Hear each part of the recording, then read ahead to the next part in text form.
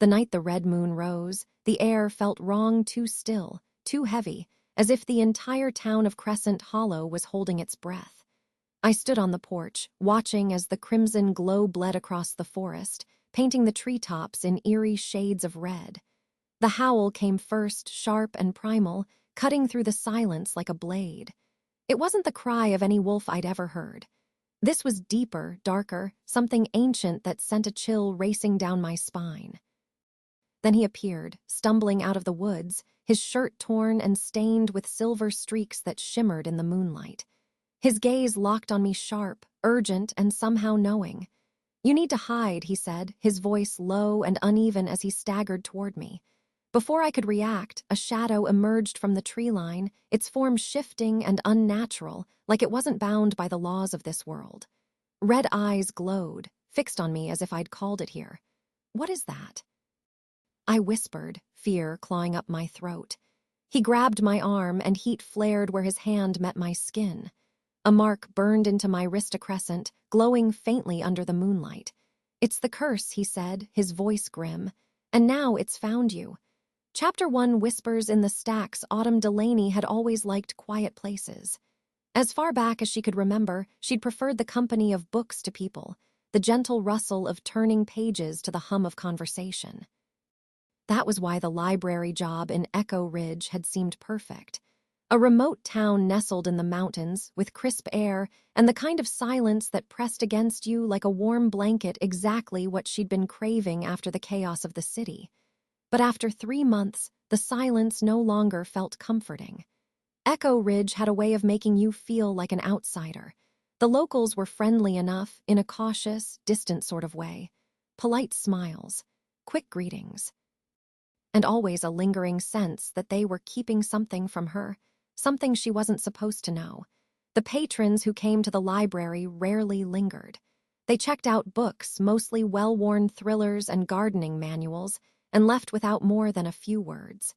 She couldn't shake the feeling that even the shelves themselves were holding onto secrets.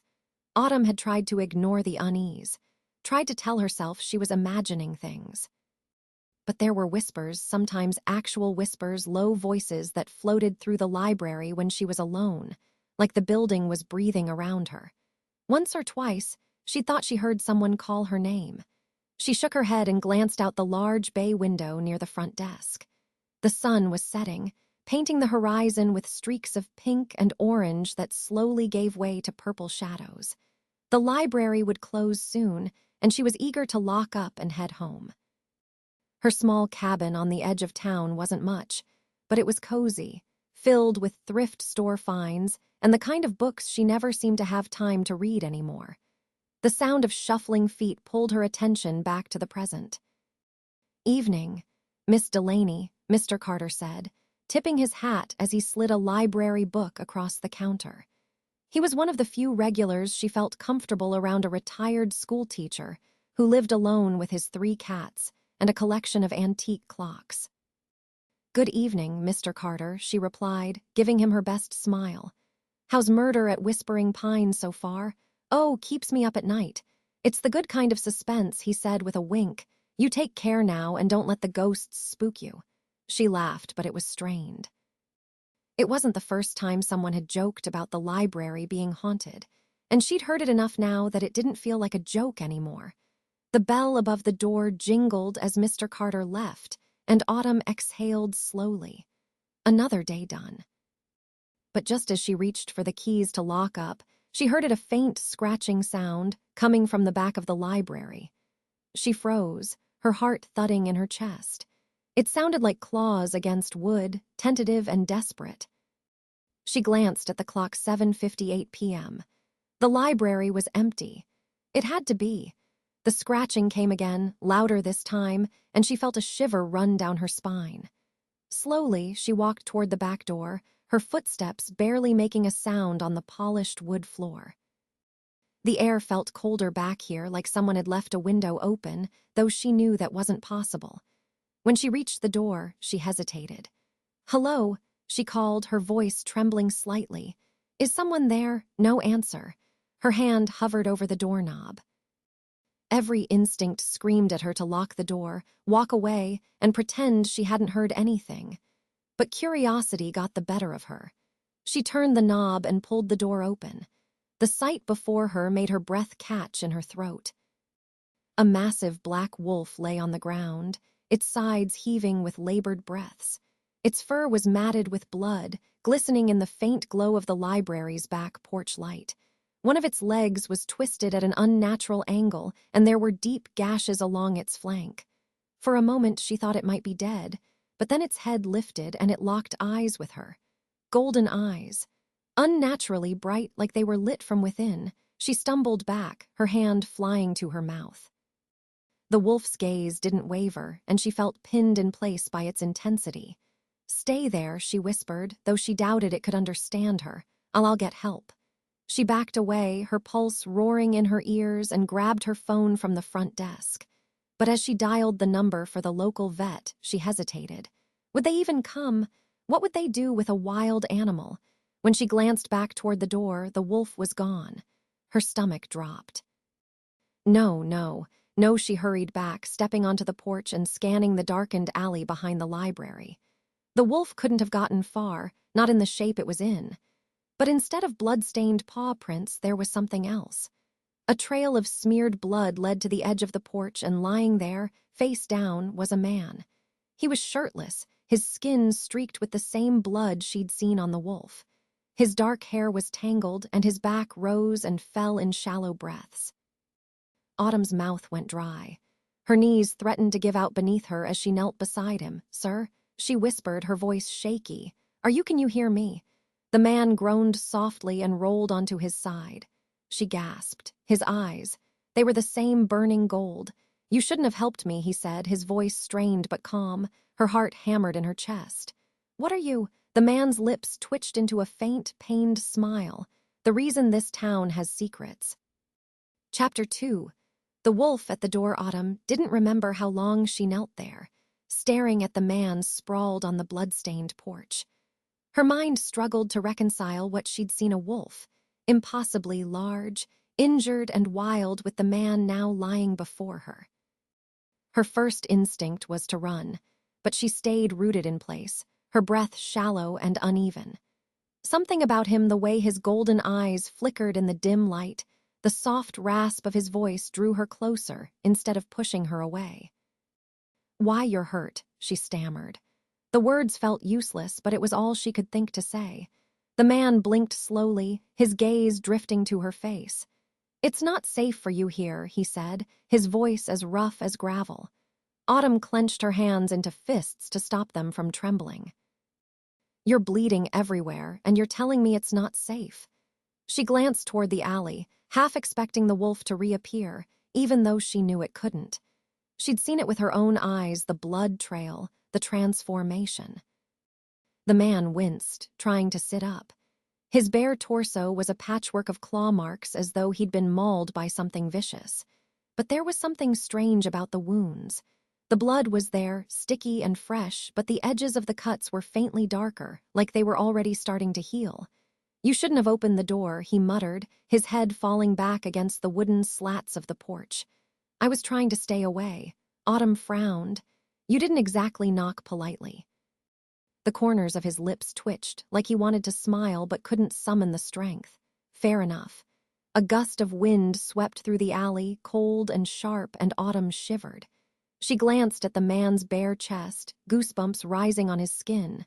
Whatever had happened to him, he wasn't going to survive much longer out here. "Can you stand?" she asked, forcing her voice to steady. The man exhaled sharply, like her question was absurd. "I don't think you understand how bad this is." "Try me."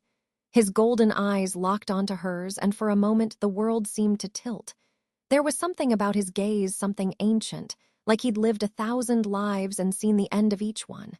"I shouldn't be here," he said softly, almost to himself. "But you already know that, don't you?" She stared at him, confused, but didn't press for answers. Instead, she slid her arm under his and helped him sit up, her muscles straining under his weight. He hissed in pain, his body stiff and uncooperative, but he didn't stop her. "Where are you taking me?" he asked, his voice low. "Inside," she said. No, he said immediately, panic flashing across his face. I can't go in there. Not where people will find me. Autumn bit her lip. He wasn't making this easy, and the blood loss was starting to make him delirious. Fine, she said, thinking quickly. My car is around front.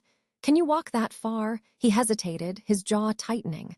Finally, he nodded. If you help me. She looped his arm over her shoulders, surprised by how solid he felt despite his injuries. Together, they stumbled toward the front of the library, her mind racing with questions she couldn't yet ask. When they reached her car, she opened the passenger door and helped him inside. He sank into the seat with a groan, his head falling back against the headrest. Where are we going? He murmured. My place, she said. His eyes snapped open, his expression sharp despite his weakened state. Bad idea. You don't know what's coming. Then you can explain it to me when you're not bleeding to death. He didn't argue after that. The drive to her cabin felt longer than it was, the tension in the air thick enough to suffocate. Autumn kept glancing at the man out of the corner of her eye, half expecting him to disappear or shift into something else entirely. He didn't. By the time they arrived, he was barely conscious. She pulled into the driveway, turned off the car, and ran around to the passenger side.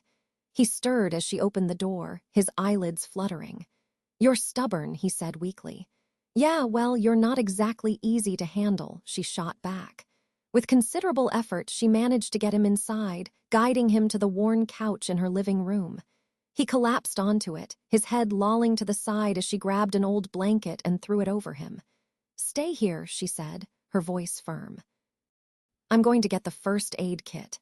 He didn't respond, his breathing shallow but steady. In the kitchen, Autumn leaned against the counter, gripping the edge so tightly her knuckles turned white. What the hell was happening? She'd found a wolf that had turned into a man. And now he was in her house, bleeding all over her couch, telling her it wasn't safe. She took a deep breath, forcing herself to focus. The first aid kit was tucked under the sink, and she grabbed it with trembling hands.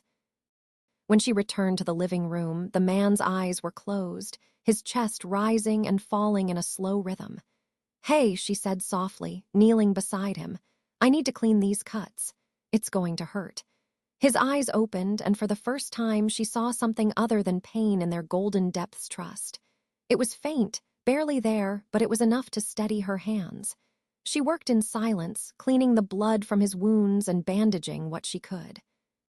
He winced occasionally, but didn't make a sound, his gaze fixed on the ceiling.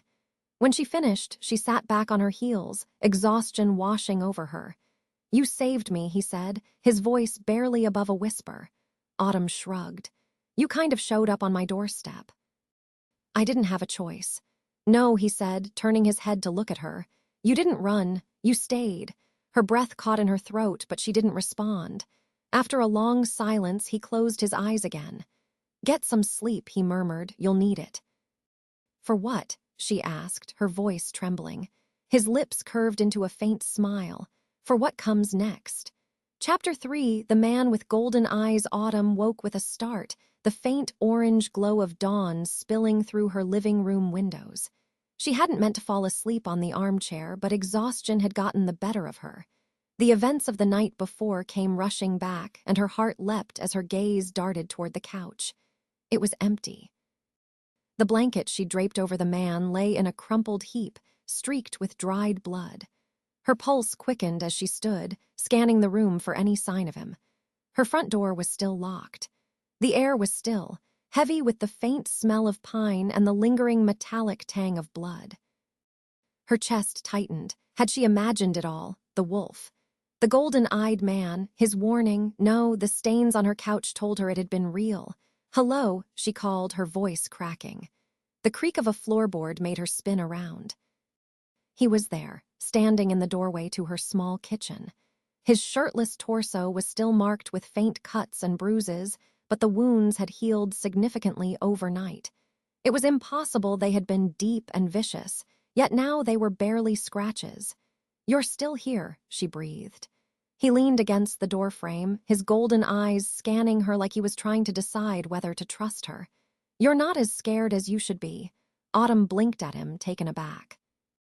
You showed up as a wolf, bleeding all over my porch, and then turned into this, she said, gesturing at him.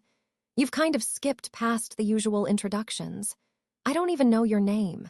He studied her for a moment longer, his expression unreadable. Then, with a sigh, he stepped into the room and lowered himself onto the couch. Lucas, he said finally. My name is Lucas. Lucas, she repeated, sitting back down in the armchair. She folded her arms tightly, more to ground herself than out of anger. So, Lucas, are you going to tell me what's going on, or do I have to start guessing? He ran a hand through his dark hair, his jaw tightening. You shouldn't have gotten involved. It's dangerous for you now. That's not an answer. It's the only one I can give you right now. Autumn's frustration flared. She'd spent the entire night worrying about him, only to be met with cryptic half-answers and warnings. Why? She pressed. What happened to you? What are you? Lucas's eyes met hers, and for the first time she saw hesitation there. He was debating whether to tell her, weighing the risks against what? Trust, her safety. I'm not human, he said finally, his voice quiet but firm. I figured that part out already, she said, trying to ignore the way her stomach flipped at his admission. What are you then? A wolf? A shapeshifter? A werewolf, he said, the word falling from his lips like a stone dropping into still water. Autumn stared at him, waiting for the punchline. But there wasn't one. He just sat there, his golden eyes steady and unflinching. She exhaled sharply. Werewolves aren't real. Lucas tilted his head, a faint smirk tugging at the corner of his mouth. And yet here I am. Her thoughts spun as she tried to process what he was telling her. The logical part of her brain screamed that it was impossible, but she couldn't ignore what she'd seen with her own eyes. Okay, she said slowly. Let's say I believe you. Why were you on my porch? What happened to you? His smirk faded, replaced by something darker. I was attacked. By who? Lucas hesitated, his gaze dropping to the floor. Someone who wants me dead. Autumn frowned. That's not exactly comforting. It wasn't supposed to involve you, he said, his voice low. I was trying to stay away from town, keep out of sight. But when things went south, he trailed off, his jaw clenching. I didn't have a choice. Her heart ached at the raw vulnerability in his tone. Whatever he'd been through, it had left scars far deeper than the ones on his skin. So what happens now? She asked. Lucas's gaze lifted to meet hers. Now you pretend none of this ever happened. She blinked. Excuse me, you go back to your normal life. Forget about me. Forget about what you saw. Autumn's mouth fell open. That's your plan. Just tell me to forget and hope I don't notice if another wolf man shows up bleeding on my porch. His lips pressed into a thin line. It's for your own good. No, she said, her voice firm. You don't get to decide that for me. You showed up at my door, remember? You brought me into this. Lucas leaned forward, his golden eyes narrowing. You don't understand. The more you know, the more danger you're in. Then explain it to me. The words hung in the air, sharp and desperate. For a long moment, neither of them spoke. Then Lucas leaned back, rubbing a hand over his face. There's a pack, he said finally, his voice barely above a whisper. A group of us who have lived in these mountains for generations. We keep to ourselves, stay out of sight, but lately something's changed. What do you mean? There's someone out there, hunters, rogues, I don't know. They've been watching us, waiting for the right moment to strike. Last night they found me. Autumn's stomach twisted. So they're after you. They're after anyone like me, he said grimly. And now that you've helped me, you're in their sights too. Her heart skipped a beat. You can't be serious. I wish I wasn't, he said, his expression dark. But you need to be careful. Stay out of the woods. Keep your doors locked. And if you see anyone you don't recognize, stay away from them. Autumn swallowed hard, the weight of his words sinking in. This wasn't just about him anymore. It was about her too. What are you going to do? She asked. Lucas stood, his movements slow and deliberate. I'll handle it. Alone, it's better that way, he said, his voice distant. Autumn wanted to argue, to demand that he stay and explain more, but the look in his eyes stopped her. He was carrying a burden she couldn't begin to understand, and he clearly believed that leaving was the only way to protect her. Lucas, she said softly as he moved toward the door. He paused, turning back to face her. "Be careful," she said, her voice barely above a whisper. His lips curved into a faint smile. "You too." And then he was gone. Chapter 4. An oath, unbroken Autumn spent the rest of the day in a haze, going through the motions of normalcy while her mind churned with thoughts of Lucas and his ominous warnings. The library had its usual trickle of patrons, but she could barely focus on their polite requests. Every creak of the building made her flinch. Every shadow outside the window drew her attention. By the time she closed up for the evening, the sky was a deep, bruised purple, and the streets of Echo Ridge were empty. She hurried to her car, her keys clenched tightly in her hand. The drive home felt longer than usual, the forest pressing in on either side of the narrow road. When she finally pulled into the driveway of her cabin, relief washed over her. But it didn't last. As she climbed the porch steps, she saw a folded piece of paper tucked into the crack of her front door. Her stomach dropped. Autumn snatched the note and unfolded it, her hands trembling. "Stay out of it. This is your only warning." There was no signature, no clue as to who had left it. But the words sent a chill down her spine. She glanced around, scanning the darkened tree line for movement. The forest was still, but the silence felt heavy, like it was hiding something. She stepped inside quickly, locking the door behind her. Hours passed, but Autumn couldn't shake the feeling that she was being watched. She double-checked the locks, drew the curtains, and even grabbed the baseball bat she kept in her closet, just in case. But the tension didn't ease. She thought about calling Lucas if she even could. He hadn't left a number, hadn't said where he was going. He'd just disappeared, leaving her to figure things out on her own. Typical, she muttered under her breath, pacing the living room. A sharp knock at the door made her freeze. Her heart pounded as she tightened her grip on the bat and moved cautiously toward the door. She peered through the peephole, half expecting to see some shadowy figure lurking on her porch. Instead, she saw Lucas. She flung the door open, relief flooding through her, but it vanished as soon as she saw the look on his face. His jaw was clenched, his golden eyes hard and unyielding.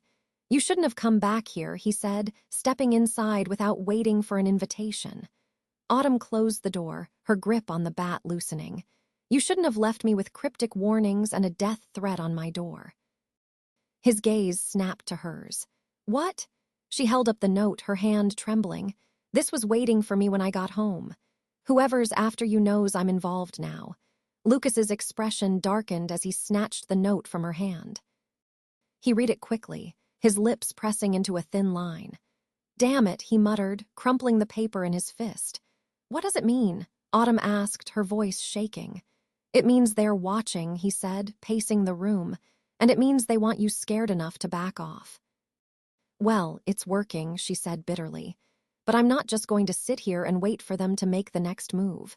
If they want to come for me, fine. But I deserve to know what I'm dealing with." Lucas stopped pacing, his eyes locking onto hers. "You don't want to know." "Yes, I do," she said, stepping closer to him. "You owe me that much, Lucas. I saved your life, remember?" For a moment he said nothing, his expression unreadable. Then he sighed, running a hand through his hair. "Fine," he said, "but you're not going to like what you hear." Autumn crossed her arms, bracing herself. "Try me." Lucas hesitated, his golden eyes flickering with something she couldn't quite place, guilt, maybe, or regret. Then he began to speak. "My pack," he said slowly, "is bound by something old, something we call the oath." "What kind of oath?" "It's more than a promise," he said, his voice low. "It's a bond. It ties us to this place, to the mountain, to the forest. To each other. We're not just wolves. We're protectors. Guardians of something ancient, something people like you wouldn't understand." "Try me," Autumn said again, her voice firm. Lucas shook his head. "It's not just about us. It's about the land, the balance. There's a power here, a power that's been here for centuries, maybe longer. The oath binds us to it, but it also makes us targets. Targets for who? Hunters, rogues, anyone who thinks they can control it or destroy it." And now he trailed off, his jaw tightening. "And now what?" He turned to face her fully, his golden eyes boring into hers. "Now they know about you." Autumn swallowed hard. Why would they care about me? Because you helped me, he said simply. And because you're not bound by the oath. You're vulnerable, and that makes you the easiest way to get to me. Her blood ran cold. So what do we do? Lucas's lips curved into a faint, humorless smile. Yes, we, she said, her voice firm. You're not doing this alone, Lucas. Not anymore. He stared at her, something softening in his expression. For a moment, she thought he might argue, but then he nodded, a reluctant acceptance in his gaze. Fine, he said. But if we're doing this, you follow my lead. No arguments. Autumn nodded, a flicker of determination sparking in her chest. Deal. The night deepened, the forest outside growing darker and more foreboding. But for the first time, Autumn didn't feel completely alone. Lucas sat across from her, his golden eyes glowing faintly in the dim light. Despite everything, she felt a strange sense of comfort in his presence. Get some rest, he said softly. Tomorrow we figure out our next move. She wanted to argue, to press him for more answers, but exhaustion was already pulling her under. She nodded, her eyelids heavy, and settled onto the couch. As she drifted off, she couldn't help but wonder what she'd just gotten herself into and if she'd ever be the same again. Chapter 5, echoes of the past autumn woke to the soft sound of rain tapping against the windows. The gray light of early morning filtered through the curtains, casting faint shadows across the room. For a moment, she thought she might have dreamed everything Lucas, the wolf, the cryptic warnings. But then she saw him. Lucas sat by the window, his back to her, watching the rain. His broad shoulders were tense, his head tilted slightly as though he were listening to something only he could hear. The faint glow of his golden eyes reflected in the glass, a reminder that none of this was a dream. Morning, Autumn said softly, sitting up and pulling the blanket tighter around herself. He glanced over his shoulder, his expression unreadable. You sleep okay? As well as I could, considering, she said. I don't sleep much, he said simply, turning back to the window. There was something heavy in his tone, something that made her chest tighten. She wanted to ask why, but decided against it. Lucas didn't seem like the type to open up easily, and she had a feeling pushing him would only make him shut down. Instead, she stood and made her way to the kitchen. Coffee, she called over her shoulder. He didn't answer, but a few moments later he appeared in the doorway, leaning against the frame. You don't have to do this, you know. Do what? She asked, setting 2 mugs on the counter. Pretend this is normal. Autumn glanced at him, her brow furrowing. Maybe I'm just trying to keep myself from falling apart, she said, pouring the coffee. Ever think of that? Lucas didn't reply, but the faintest flicker of a smile tugged at the corner of his mouth. She handed him a mug, their fingers brushing briefly. His skin was warm, almost unnaturally so, and she felt a strange pull in her chest, like a thread tightening between them. You never told me where you were from, she said, trying to break the silence. Lucas's eyes flicked to hers, and for a moment she thought he wasn't going to answer. Then he said, Here. He nodded, taking a sip of coffee. My family's been in Echo Ridge for generations. The pack has always been here. Autumn leaned against the counter, her curiosity growing. How far back does it go? Farther than I can trace, he said. This place, it's more than just a town. It's tied to us, to the pack, to the oath. There it was again, the oath. She hadn't been able to stop thinking about it since he'd mentioned it the night before. What is the oath exactly? She asked carefully. Lucas set his mug down, his expression darkening. It's a promise, a bond. It ties us to this land, to the balance that keeps everything in check. It's what makes us what we are. And what happens if you break it? His jaw tightened and he looked away. You don't. Breaking the oath, it's not something you survive. Autumn swallowed hard. Has anyone ever tried? Lucas didn't answer. His silence was all the confirmation she needed. Later that day, Autumn found herself drawn back to the library. She told herself it was just to pick up a few things she'd left behind, but deep down, she knew she was looking for answers. The library was eerily quiet, the air thick with the faint smell of old paper and wood polish. She wandered through the rows of shelves, her fingers trailing along the spines of books as her thoughts churned. If Lucas was telling the truth, and she couldn't deny what she'd seen with her own eyes, then Echo Ridge had secrets buried far deeper than she'd ever imagined. Secrets that might be hidden right here, among the dusty tomes and forgotten records. She made her way to the archives, a cramped room tucked into the back corner of the library. The shelves were packed with old newspapers, town records, and journals, most of them yellowed with age. It wasn't a section many people visited, which made it the perfect place to dig for the truth. Autumn pulled a stack of newspapers from the 1800s and sat at the small wooden table in the corner. As she flipped through the brittle pages, a pattern began to emerge, stories of strange occurrences in Echo Ridge, stretching back centuries. A farmer who swore he saw a wolf the size of a horse stalking his fields. A girl who vanished into the woods, only to return days later with no memory of where she'd been. Unexplained deaths, mysterious lights in the forest, whispered legends about the mountain. And then there was the name that kept appearing, Delaney. Her stomach twisted as she stared at the articles, each one referencing someone from her family. A great-great-uncle who'd gone missing in the woods, a great-grandmother who'd been rumored to see things, a cousin who'd died under mysterious circumstances.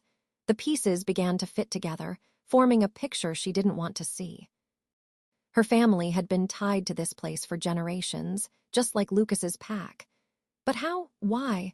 Find what you're looking for. Autumn jumped, the sound of Lucas's voice breaking the silence. She turned to see him leaning in the doorway, his arms crossed over his chest. "Do you ever knock?" she asked, her voice shaky. Lucas raised an eyebrow, "Didn't think I needed to." She sighed, gesturing to the stack of newspapers. "Did you know about this?" He stepped closer, his golden eyes scanning the articles. "About your family." "Yes," she said. "Why didn't you tell me?" Lucas hesitated, his gaze meeting hers. "Because I didn't know how deep it went," he admitted. "But it doesn't surprise me. The oath binds more than just the pack. It touches everyone connected to this place." Autumn's heart raced. "So what does that mean for me?" "It means you were never as separate from this as you thought," he said softly. She stared at him, the weight of his words sinking in. Her entire life, she'd felt like an outsider, like she didn't belong anywhere. But now, it seemed she was tied to Echo Ridge and to Lucas in ways she couldn't yet understand. "I need to know more," she said, her voice firm. Lucas's expression hardened. "The more you know, the more dangerous this gets." "I don't care," she said, stepping closer to him. "I'm already in this, Lucas. I deserve the truth." For a long moment, he didn't speak. Then he nodded, a reluctant acceptance in his eyes. "Fine," he said, "but you won't like what you find." Chapter 6, Shadows in the Forest. Autumn couldn't shake the weight of Lucas's words as the day slipped into evening. The truth was unraveling around her, pulling her deeper into a world she didn't understand but couldn't turn away from. Every answer seemed to lead to more questions, and Lucas's cryptic warnings only made her more determined to uncover the truth.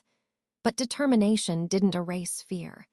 As she stood at the edge of the woods that bordered her property, her breath fogging in the cool evening air, she felt the kind of fear that seeped into her bones. The forest had always been a place of quiet solace for her, a natural sanctuary. Now it felt different, charged, watching. Lucas had been reluctant to let her go alone. "It's a bad idea," he'd said, his golden eyes flashing with something close to anger. "Whatever you're looking for, it won't end well." But Autumn had insisted. She couldn't explain it, even to herself, but she felt drawn to the forest, like it was pulling her toward something she needed to see. Stay close to the cabin. Lucas had finally relented, though the tension in his jaw made it clear he didn't approve. "And if you feel anything here, anything, run."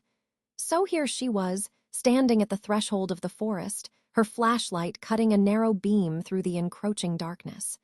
The first few steps were the hardest. The underbrush crackled beneath her boots, and the towering trees seemed to close in around her, their branches twisting like skeletal hands. But the deeper she went, the more she felt a strange, inexplicable calm. The woods were alive with sound crickets chirping, leaves rustling in the breeze, the faint hoot of an owl. But beneath it all was something else, something subtle. A low hum, almost imperceptible, like the forest itself was breathing. Autumn followed it. She didn't know where she was going, but her feet seemed to move on their own, carrying her deeper into the trees. The air grew cooler, and the light from the setting sun faded, replaced by the silvery glow of the rising moon. And then she heard it. A soft rustling sound just ahead. She froze, her flashlight trembling in her hand as she pointed it toward the noise. "Lucas," she whispered, her voice barely audible. No response. The rustling grew louder, and she took a cautious step forward. Her heart hammered in her chest as she pushed aside a low-hanging branch, her flashlight cutting through the darkness. Something moved. Her breath caught as she caught a glimpse of glowing eyes amber, not gold, staring back at her. A large shape lurked in the shadows, its outline barely visible. It wasn't Lucas. "Who's there?" she demanded, trying to keep her voice steady.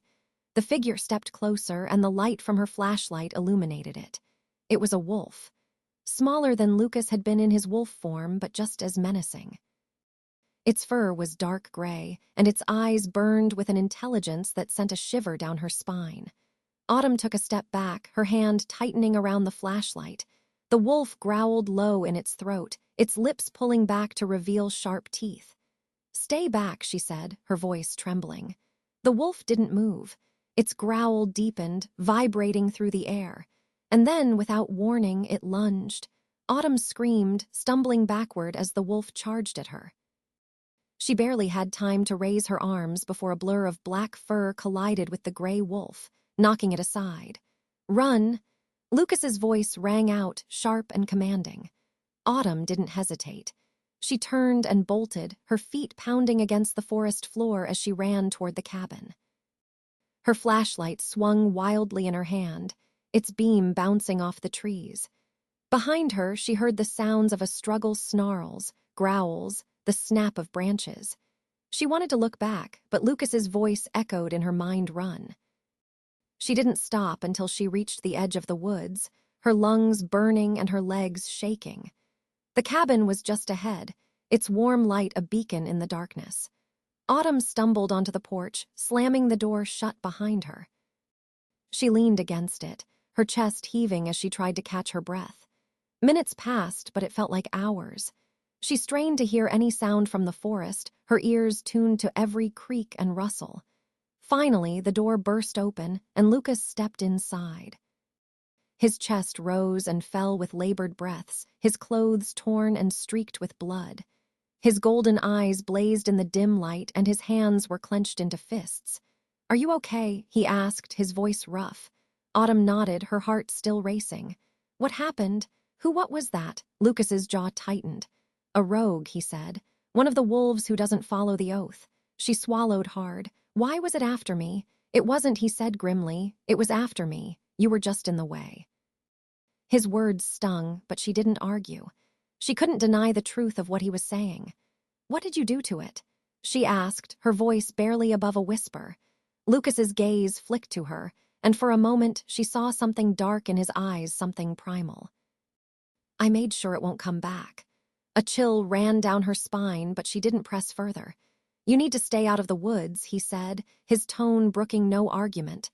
"Do you understand me? No more exploring, no more looking for answers." Autumn met his gaze, her own resolve hardening. "I can't do that," she said softly. Lucas's eyes narrowed. "Why not?" "Because this isn't just about you anymore," she said. "It's about me too, my family, the oath, all of it." His expression softened, but only slightly. "Autumn, no," she said firmly. "I deserve to know the truth, and I'm not going to stop until I find it." For a long moment they stared at each other, the tension in the room thick enough to cut with a knife. Finally, Lucas sighed, running a hand through his hair. "You're going to get yourself killed," he muttered. "Not if you're around to stop it," she said. His lips twitched, the faintest hint of a smile.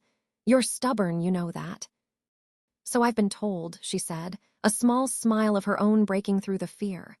Lucas shook his head, but the tension in his shoulders seemed to ease. "Fine," he said. "But if you're going to keep digging, you're going to need me." "Deal," Autumn said, the weight of the night lifting just slightly. But as Lucas turned away, a cold knot of fear settled in her chest. The forest wasn't just shadows and secrets anymore. It was danger, and she had the sinking feeling that the worst was yet to come. Chapter 7 Bonds forged in blood the next morning. The storm clouds hanging over Echo Ridge seemed heavier, the air charged with a static tension that mirrored Autumn's own unease. Lucas had stayed the night, pacing silently by the window while she pretended to sleep on the couch. When she finally rose, the faint gray light of dawn filtering through the curtains, Lucas was already at the kitchen table. He sat with his arms crossed, his golden eyes distant as he stared out the window at the forest. "You didn't sleep," she said softly, pouring herself a cup of coffee. He didn't respond right away, his jaw tight. Then, without looking at her, he said, "I don't sleep well when I'm being hunted." Autumn sat across from him, her mug warm in her hands. "Do you think it'll come back? The rogue wolf?" Lucas's eyes flicked to hers, and for a moment she saw the weight he carried, the constant vigilance, the unrelenting danger. "If it does," he said, "I'll be ready." The simplicity of his answer unsettled her. He spoke as if violence was inevitable, as if he'd accepted it as part of his existence. "Do you always handle things on your own?" she asked, her voice quiet. Lucas's lips twitched in what might have been a bitter smile. "It's easier that way." "But you don't have to," Autumn said, leaning forward slightly. "You have a pack, don't you? People who are supposed to help you." Lucas's gaze darkened. "The pack isn't what it used to be," he said. Not since he trailed off, shaking his head.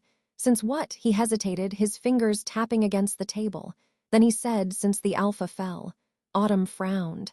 "The Alpha, the leader of the pack," Lucas explained. "My father," her breath caught. "Your father was the Alpha." He nodded, his expression unreadable. "When he died, the pack fell apart. Some of us stayed loyal to the oath, but others they went rogue. Without a strong Alpha, there was no one to hold us together, no one to enforce the rules." Autumn's chest tightened. She could hear the pain beneath his calm exterior, the weight of loss and responsibility that had clearly shaped him. "I'm sorry," she said softly. Lucas shrugged, though his jaw tightened. It was a long time ago. She didn't believe him. Later that day, Lucas insisted on taking her into the forest not for her safety, but for her understanding. "If you're going to keep digging," he said as they walked along a narrow path, "you need to see what you're dealing with." The woods were quieter than usual, the air thick with the scent of damp earth and pine. Autumn kept close to Lucas, her nerves on edge despite his calm demeanor. They walked for nearly an hour before he stopped, his hand rising to signal her to be silent. "This way," he said, leading her off the path and into a dense thicket. Autumn followed, her heart racing. The trees grew thicker, their twisted branches blocking out most of the light. The ground beneath her feet felt soft and uneven, and the air carried a faint metallic tang that made her stomach churn. "What is this place?" she whispered. Lucas didn't answer right away. He crouched beside a large rock, brushing aside the leaves and debris that covered its surface. Beneath the dirt, strange markings were carved into the stone, intricate symbols that seemed to pulse with an energy she couldn't explain. "This is one of the old places," Lucas said, his voice low. "A place of power. The oath is tied to these places. They're what give us strength and what bind us to this land." Autumn reached out to touch the markings, but Lucas caught her wrist before she could. "Don't," he said, his voice sharp. She pulled her hand back, startled by the intensity in his eyes. "Why not? These places aren't meant for humans," he said. "The power here, it's not safe for you." Autumn's gaze lingered on the symbols, her mind racing with questions. "Is this what the rogues want, the power in these places?" Lucas nodded. "They think they can take it, use it for themselves. But the oath doesn't work like that. It's not just power, it's balance. If they try to break it, what happens?" She pressed. His expression darkened. "The forest dies. The mountain falls. Everything connected to the oath, everything we've sworn to protect crumbles." Autumn's throat tightened. "And the rogues don't care. They only care about what they can take," Lucas said bitterly. For a moment they stood in silence, the weight of his words pressing down on her. Then Lucas straightened, his golden eyes scanning the forest. "We need to go," he said. "Why?" "Because we're not alone." Autumn's blood turned to ice as she followed Lucas's gaze. At first she saw nothing but shadows, but then movement caught her eye. Shapes slipped between the trees, dark, swift, and too large to be human. "Rogues," she whispered. Lucas nodded, his jaw tight. "Stay behind me." He stepped forward, his body tensing as a low growl rumbled in his chest. Autumn stayed close, her heart hammering as the shadows grew closer. One of the wolves stepped into the clearing, a sleek, black-furred creature with amber eyes that burned with malice. It snarled, baring its teeth, and behind it, more wolves emerged from the trees. "Lucas," Autumn said, her voice shaking. "I know," he said, his golden eyes glowing as he shifted. The transformation was seamless, his human form melting into that of a massive black wolf. His fur was sleek and dark as midnight, his muscles rippling with power. He growled low, the sound reverberating through the clearing. The rogues hesitated, their movements uncertain. But then the black wolf lunged and chaos erupted. Autumn stumbled backward, her breath catching as the wolves clashed. Teeth flashed, claws raked, and the air filled with snarls and growls. Lucas was a force of nature, his movements swift and lethal. But the rogues were relentless, circling him like predators scenting blood. "Autumn!" Lucas's voice, still rough from the growl, rang in her mind. She froze, startled. He could speak to her like this. "Run," he commanded, his voice sharp, but she couldn't leave him. Not now, not when he was fighting for both of their lives. Gripping a heavy branch from the ground, she stepped forward, her hands trembling but her resolve firm. "Get away from him," she shouted, swinging the branch at the nearest rogue. The wolf yelped and stumbled back, its attention snapping to her. "Autumn, no," Lucas's voice roared in her mind. But it was too late. The rogue lunged toward her, its teeth flashing in the dim light. And then Lucas was there, slamming into the rogue with a force that sent it crashing to the ground. His golden eyes blazed as he stood over the fallen wolf, his growl echoing through the clearing. The other rogues hesitated, their gazes flicking between Lucas and Autumn. Then, one by one, they retreated into the shadows, their growls fading into the distance. Lucas shifted back, his breathing heavy as he turned to face her. "What the hell were you thinking?" he demanded, his voice rough with anger and fear. "I wasn't going to let you fight them alone," she said, her voice trembling. Lucas's expression softened, but only slightly.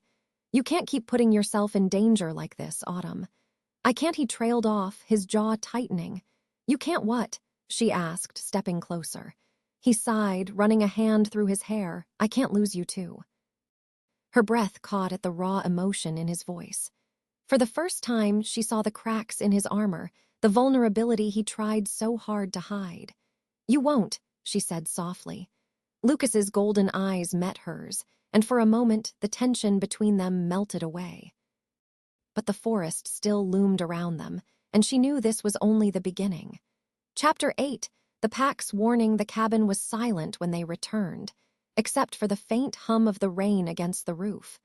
Autumn's hands were still trembling as she shut the door behind her, the events in the forest replaying in her mind like a broken record. Lucas didn't speak.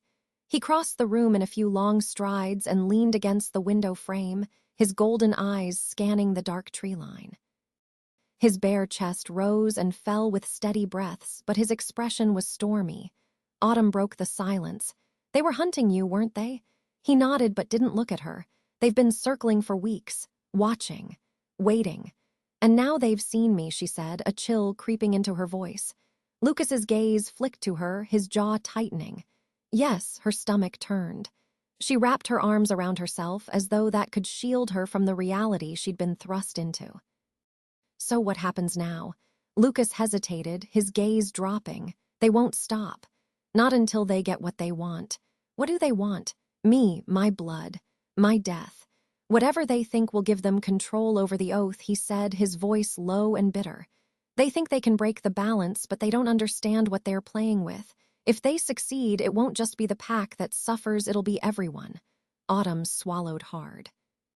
The weight of his words pressed down on her, making it hard to breathe. "What about your pack?" she asked. "Can't they help you?" Lucas's lips curled into a humorless smile. "You don't understand. The pack isn't what it used to be. They've been scattered, broken.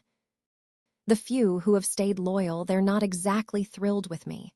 "Why?" "Because I'm not my father," he said simply. The pain in his voice cut through her. She wanted to argue, to tell him he was wrong, but before she could speak, there was a knock at the door. It wasn't polite or tentative. It was sharp, deliberate, and carried an edge of authority that made the hairs on the back of her neck stand on end. Lucas stiffened, his entire body going taut like a coiled spring. He glanced at Autumn, his expression dark. "Stay here." Before she could argue, he moved to the door and opened it. Two figures stood on the porch, their silhouettes stark against the rain-soaked night. The man in front was tall and broad-shouldered, his dark hair pulled back into a tight knot. His piercing gray eyes locked onto Lucas with an intensity that made the air feel heavier. Behind him stood a woman with sharp features and striking auburn hair, her arms crossed over her chest. "Lucas," the man said, his voice deep and commanding. "Ronan," Lucas replied evenly, though Autumn could hear the tension beneath his calm exterior. The woman's eyes flicked past Lucas to Autumn, who hovered near the edge of the living room. "You didn't tell us you were keeping company," she said, her tone laced with thinly veiled disdain. Lucas stepped into the doorway, blocking their view of Autumn. "She's got nothing to do with this." Ronan arched an eyebrow. "Doesn't look that way from where I'm standing." "Why are you here?" Lucas asked, his voice hard. Ronan's expression darkened. "We need to talk." "Now." Lucas glanced over his shoulder at Autumn, his golden eyes unreadable. Then he stepped outside, closing the door behind him. Autumn moved to the window, peeking out through a gap in the curtains. Lucas stood on the porch, his arms crossed as he spoke to Ronan and the woman. Their conversation was heated, their voices rising just enough for her to catch snippets of their argument. "You're reckless," Ronan said, his tone sharp. "You're putting all of us at risk." "I didn't ask for your help," Lucas shot back. "It's not about what you want," the woman said, her voice cold. "It's about the oath. If you can't protect it, we will." Lucas's shoulders stiffened. "You don't have the right, the pack has the right," Ronan interrupted. "And as far as I'm concerned, you've already failed us." Autumn's heart twisted. She wanted to rush outside to defend Lucas, but she forced herself to stay put. This was his world, his fight. She couldn't step into it, not yet. The argument continued for what felt like an eternity before Lucas finally turned and opened the door. "They're leaving," he said curtly, his golden eyes flicking to hers. "What did they want?" she asked, her voice soft.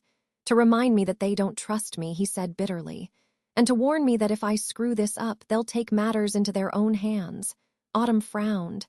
"What does that mean?" "It means they'll kill me if they think it'll save the oath," he said, his voice flat. Her blood ran cold. They would," Lucas said, cutting her off, "and I wouldn't blame them." Autumn stared at him, her chest tightening.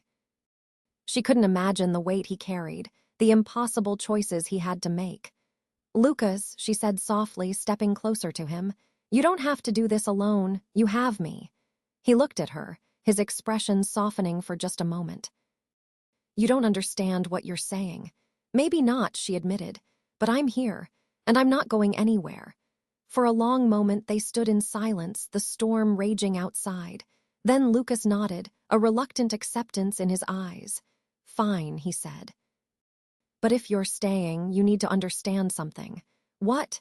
"This isn't just about me," he said. "If we're going to survive this, you're going to have to trust me. Completely." Autumn nodded, the weight of his words sinking in. "I do." Lucas's golden eyes searched hers, and for the first time she thought she saw a flicker of hope. "Good," he said, "because this is only the beginning."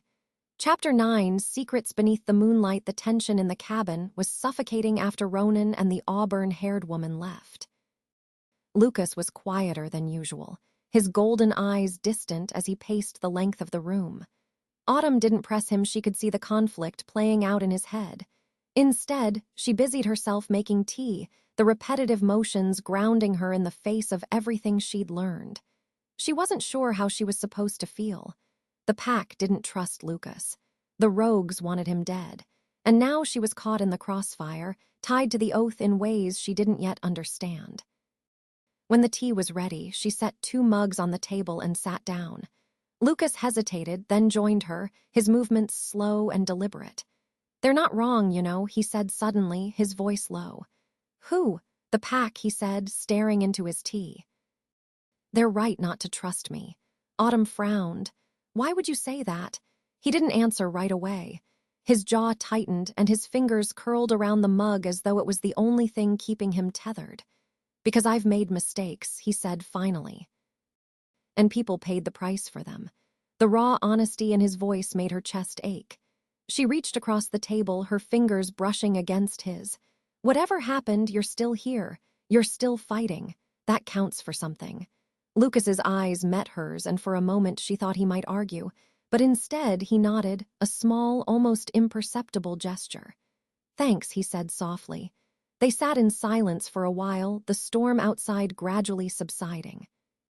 Autumn found herself stealing glances at Lucas, trying to piece together the man behind the stoic exterior. There was so much he wasn't saying, so much she still didn't understand. But one thing was clear, she wasn't going to let him face this alone. Later that night, Lucas insisted on checking the perimeter of the property. "Just in case," he said, though Autumn suspected he needed the solitude as much as he needed to keep watch. She stayed inside, pacing the small cabin as the hours dragged on. Sleep felt impossible, her mind too full of questions. Eventually, she found herself drawn to the journal she'd taken from the library earlier that day.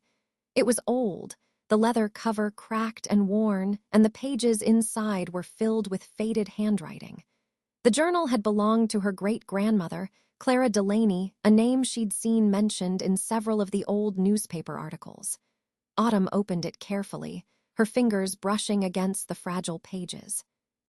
The first few entries were mundane, detailing Clara's life in Echo Ridge harsh winters, long days tending to the family's farm. But as she read on, the tone shifted. "There is something in the woods," one entry read, "something ancient and powerful. I can feel it watching me, even when I'm alone." Autumn's breath caught as she skimmed the pages. Clara wrote of strange dreams, of glowing eyes and whispers in the night. She described the forest as though it were alive, its energy pulsing beneath her feet. And then there was this: "The oath binds us all, though we do not always understand it. My family's role in this is unclear, but I know one thing: the wolves are not our enemies. They are protectors, and if the balance is broken, we will all suffer." Autumn's hands trembled as she closed the journal. The pieces were starting to come together, but they only raised more questions. Her family was tied to the oath, just like the pack. But how? And why had no one told her? She glanced at the window, where the pale light of the moon streamed through the curtains. The forest outside seemed darker than usual, its shadows deeper and more menacing. A knock at the door startled her, and she nearly dropped the journal. "Lucas," she called, her voice shaky. When there was no answer, she moved cautiously to the door, gripping the baseball bat she'd left by the couch. She opened the door just a crack, her breath hitching when she saw who stood on the other side. It was the auburn-haired woman from earlier. Autumn tightened her grip on the bat. "What do you want?" The woman smiled, though it didn't reach her eyes. "We need to talk." "About what?" "About your place in all of this," the woman said, her tone cool and matter-of-fact. Autumn frowned. "I don't have a place in this." "Oh, but you do," the woman said, stepping closer. "You just don't realize it yet." Before Autumn could respond, Lucas appeared out of the shadows, his golden eyes blazing. "Claire," he growled, his voice low and dangerous. "You're not supposed to be here." Claire shrugged, unfazed by his anger. "And you're not supposed to be dragging her into this, yet here we are." Autumn glanced between them, her confusion growing. What is she talking about? Lucas's jaw tightened, but he didn't answer. Claire smirked. "He hasn't told you, has he, about your family, about why the rogues are so interested in you?" Autumn's stomach twisted. "What do you mean?" "You're more than just an innocent bystander," Claire said. "Your bloodline is tied to the oath, just like his. But unlike Lucas, you're unbound, and that makes you valuable to everyone." Autumn stared at her, the weight of her words sinking in. "I don't understand." "You will," Claire said, her expression softening slightly. "But if you want to survive this, you'll need to choose a side. And soon." Lucas stepped between them, his body tense. "She's with me," he said firmly. Claire arched an eyebrow. "We'll see about that." With that, she turned and disappeared into the night, leaving Autumn with more questions than answers. Inside the cabin, Autumn rounded on Lucas, her frustration bubbling over. What was she talking about? What did she mean, "I'm unbound"? Lucas sighed, running a hand through his hair. "It's complicated." "Then uncomplicate it," she snapped. "I'm tired of being kept in the dark, Lucas. If I'm part of this, I deserve to know the truth." He hesitated, his golden eyes searching hers. Then he nodded, his shoulders slumping in defeat. "Your family, they were part of the original oath," he said. "They helped create it, protect it. But over time, they distanced themselves from the pack. They became outsiders like you. And because of that, you're not bound by the same rules we are. So the rogues want me because they think they can use you," he said. "Your bloodline, your connection to the oath, it's a loophole. If they can manipulate you, they can break the balance without destroying themselves." Autumn felt like the ground had been ripped out from under her. "Why didn't you tell me this sooner?" "Because I didn't want you to have to carry this," he said softly. But now he trailed off, his gaze darkening. "Now you don't have a choice." The room fell silent, the weight of his words hanging between them. Finally, Autumn spoke, her voice steady despite the storm raging inside her. "Then we fight. Together." Lucas nodded, a flicker of determination sparking in his eyes. Together. Chapter 10, the hunters mark Autumn hadn't felt safe leaving the cabin since Claire's visit. Every shadow outside seemed darker, every sound in the forest more sinister. She'd spent the last 2 days poring over her great-grandmother's journal, searching for anything that could explain why her bloodline was tied to the oath or how the rogues planned to use her. Lucas was restless, pacing like a caged animal. He rarely spoke, his frustration simmering just beneath the surface. She could see the toll it was taking on him on both of them. "You need to get out of here," Lucas said suddenly, breaking the silence. Autumn looked up from the journal, startled. "What?" "This cabin isn't safe anymore," he said, his golden eyes sharp. "They know where you are. If they come for you, I might not be able to stop them." "I'm not leaving," she said firmly. "Autumn, no," she interrupted, slamming the journal shut. "I'm not running. Not from this and not from them." Lucas stared at her, his jaw tightening. "You don't understand what you're up against." "Then help me understand," she said, standing. "Stop trying to push me away, Lucas. I'm not some fragile thing you have to protect. I'm in this whether I like it or not." He exhaled sharply, raking a hand through his hair. "You're stubborn," he muttered. "And you're avoiding the question," she shot back. Before Lucas could respond, a knock at the door shattered the tension. Both of them froze, their eyes locking. Autumn's heart raced as she reached for the baseball bat she'd left by the couch. "Stay behind me," Lucas said, his voice low. He moved to the door, his movements slow and deliberate, and opened it just enough to see who was on the other side. A man stood there, his face shadowed by the brim of a wide hat. He was tall and lean, his long coat dripping with rain. A rifle hung casually over his shoulder, and a knife gleamed at his hip. "Lucas," the man said, his voice smooth and unsettling. Lucas tensed. "Gideon." Autumn gripped the bat tighter, her stomach twisting at the way Lucas said the name like it was a curse. "What do you want?" Lucas asked, his tone cold. Gideon smirked, the edge of his hat lifting just enough to reveal piercing blue eyes. "A friendly chat," he said. "May I come in?" "No." Gideon chuckled, the sound low and dangerous. "You always were blunt." Lucas stepped forward, blocking the doorway. "I don't have time for games, Gideon. Say what you came to say." The hunter tilted his head, his smile fading. "The rogues are getting restless," he said. "They're planning something big, and it won't just be your pack that suffers if they succeed." Lucas narrowed his eyes. "How do you know that?" "I have my ways," Gideon said.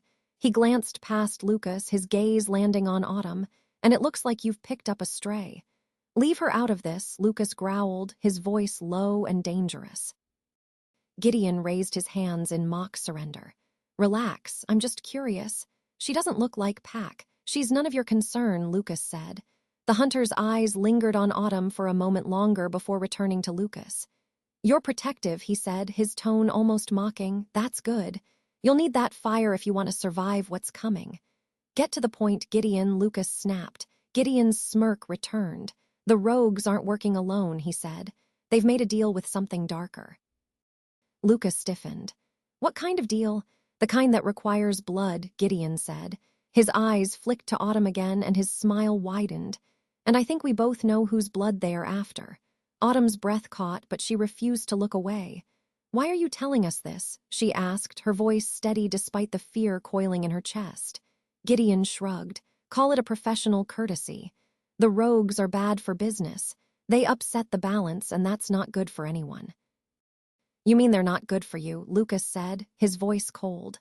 Gideon's smile didn't falter. "We all have our reasons," he said. "Just consider this a warning. They'll come for her soon." And when they do, he trailed off, his gaze hardening. "You'd better be ready." Without another word, he turned and disappeared into the rain, his long coat billowing behind him. Lucas shut the door, his expression grim. "Who was that?" Autumn asked. "A hunter," Lucas said, his voice tight. "He works for himself. Tracks wolves, sells their pelts, kills whoever pays the most. And he just came here to warn us?" Lucas shook his head. "Gideon doesn't warn people. He manipulates them. Whatever he's up to, it's not for our benefit." Autumn sank onto the couch, her mind racing. What did he mean about the rogues making a deal? Lucas hesitated, his golden eyes shadowed. "There are things in this world worse than rogues," he said finally. "Things that shouldn't exist but do."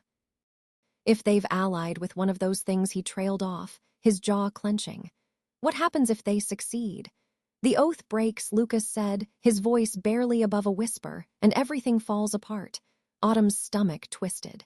She thought of the journal, of her great-grandmother's warnings about the balance. "Then we can't let that happen," she said. Lucas nodded, his gaze locking onto hers. "No, we can't." That night, Autumn sat by the window, staring out at the rain-soaked forest. She couldn't shake the image of Gideon's piercing blue eyes or the weight of his words. "They'll come for her soon." The thought sent a shiver down her spine, but she refused to let fear consume her.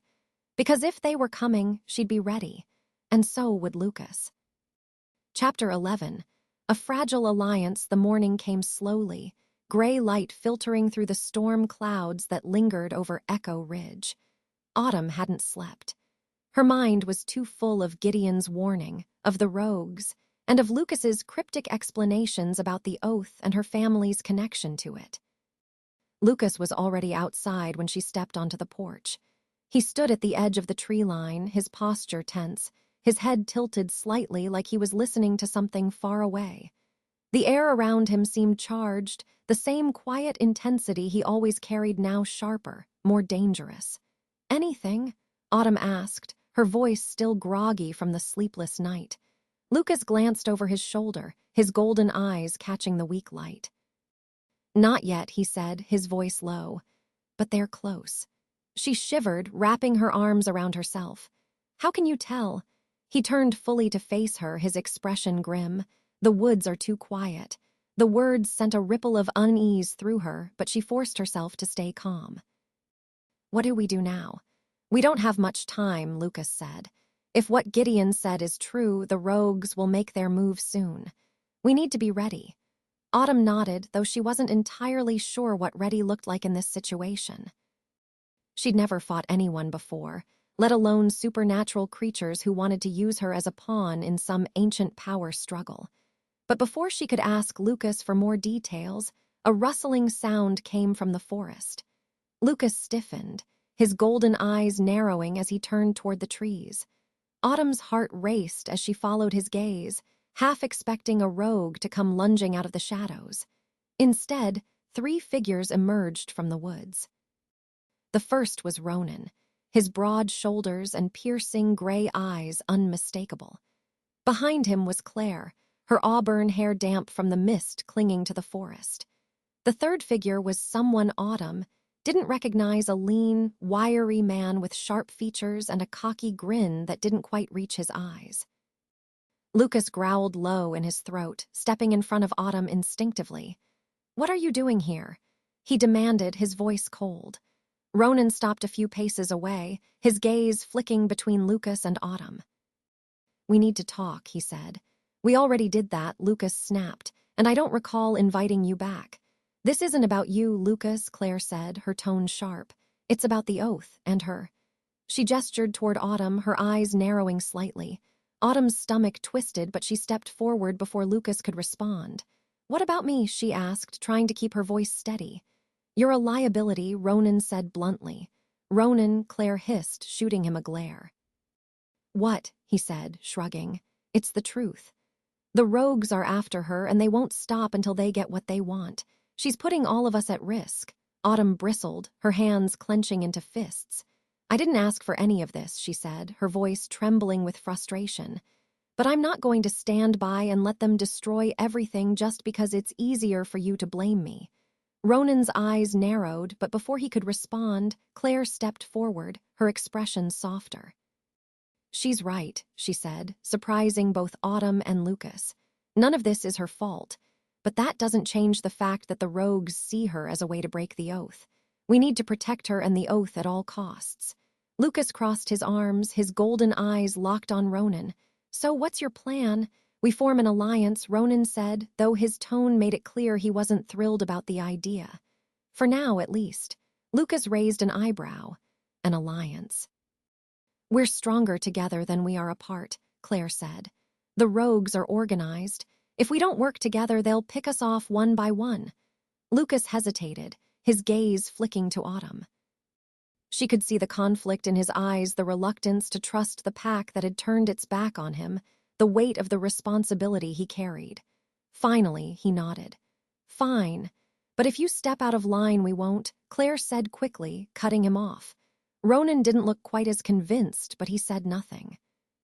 By the time the sun had fully risen, the group had settled around the small table inside Autumn's cabin. It was a tense, uneasy truce, but it was the best they could manage under the circumstances. Ronan unfolded a map of the forest, the edges worn and frayed. "The rogues have been moving in this area," he said, pointing to a section of the map marked with jagged lines. "We've seen signs of their activity near the old quarry." Lucas frowned. "The quarry's a dead zone. No power, no balance." "Why would they go there?" "Because it's neutral ground," Claire said. "They're gathering their forces there, getting ready to make their move." "And what's their move?" Autumn asked. Ronan's expression darkened. "They'll come for you. And once they have you, they'll use whatever ritual or magic they've cooked up to break the oath." Autumn swallowed hard, her stomach twisting. "How do we stop them?" "We take the fight to them," Lucas said, his golden eyes blazing. Ronan arched an eyebrow. "You can't be serious." "You said it yourself, they're gathering at the quarry," Lucas said. "If we wait for them to come to us, we're giving them the upper hand." "But if we strike first, it's a risk," Claire said. "But it might be the only chance we have." Autumn's chest tightened as she listened to them strategize. The thought of walking into a fight with the rogues terrified her, but she knew Lucas was right. They couldn't wait for the enemy to come to them. "I'm coming with you," she said, her voice firm. "No," Lucas said immediately. "You can't stop me," she said, meeting his gaze. "This is my fight too, Lucas. If the rogues are after me, I'm not going to hide while you risk your life to protect me." Lucas looked like he wanted to argue, but after a long moment, he sighed and nodded. "Fine, but you stay close to me. No heroics." "Deal," Autumn said, though her heart was racing. As the group continued to plan, Autumn couldn't shake the feeling that the storm brewing around them was about to break. And when it did, none of their lives would ever be the same. Chapter 12. The wolf within the plan was set, though no one seemed particularly confident about it. The rogues were holed up in the old quarry on the northern edge of the forest, a sprawling, desolate pit of jagged rock and stagnant pools that had been abandoned for decades. It was the kind of place that felt inherently wrong, even before Lucas explained how the quarry disrupted the balance. Autumn tried not to think too hard about what lay ahead as they moved through the forest under the cover of twilight. Lucas led the way, his movements silent and purposeful, while Ronan and Claire flanked them, their keen eyes scanning the shadows for any signs of movement. Autumn stayed close to Lucas, gripping the flashlight she'd brought as though it might actually help her.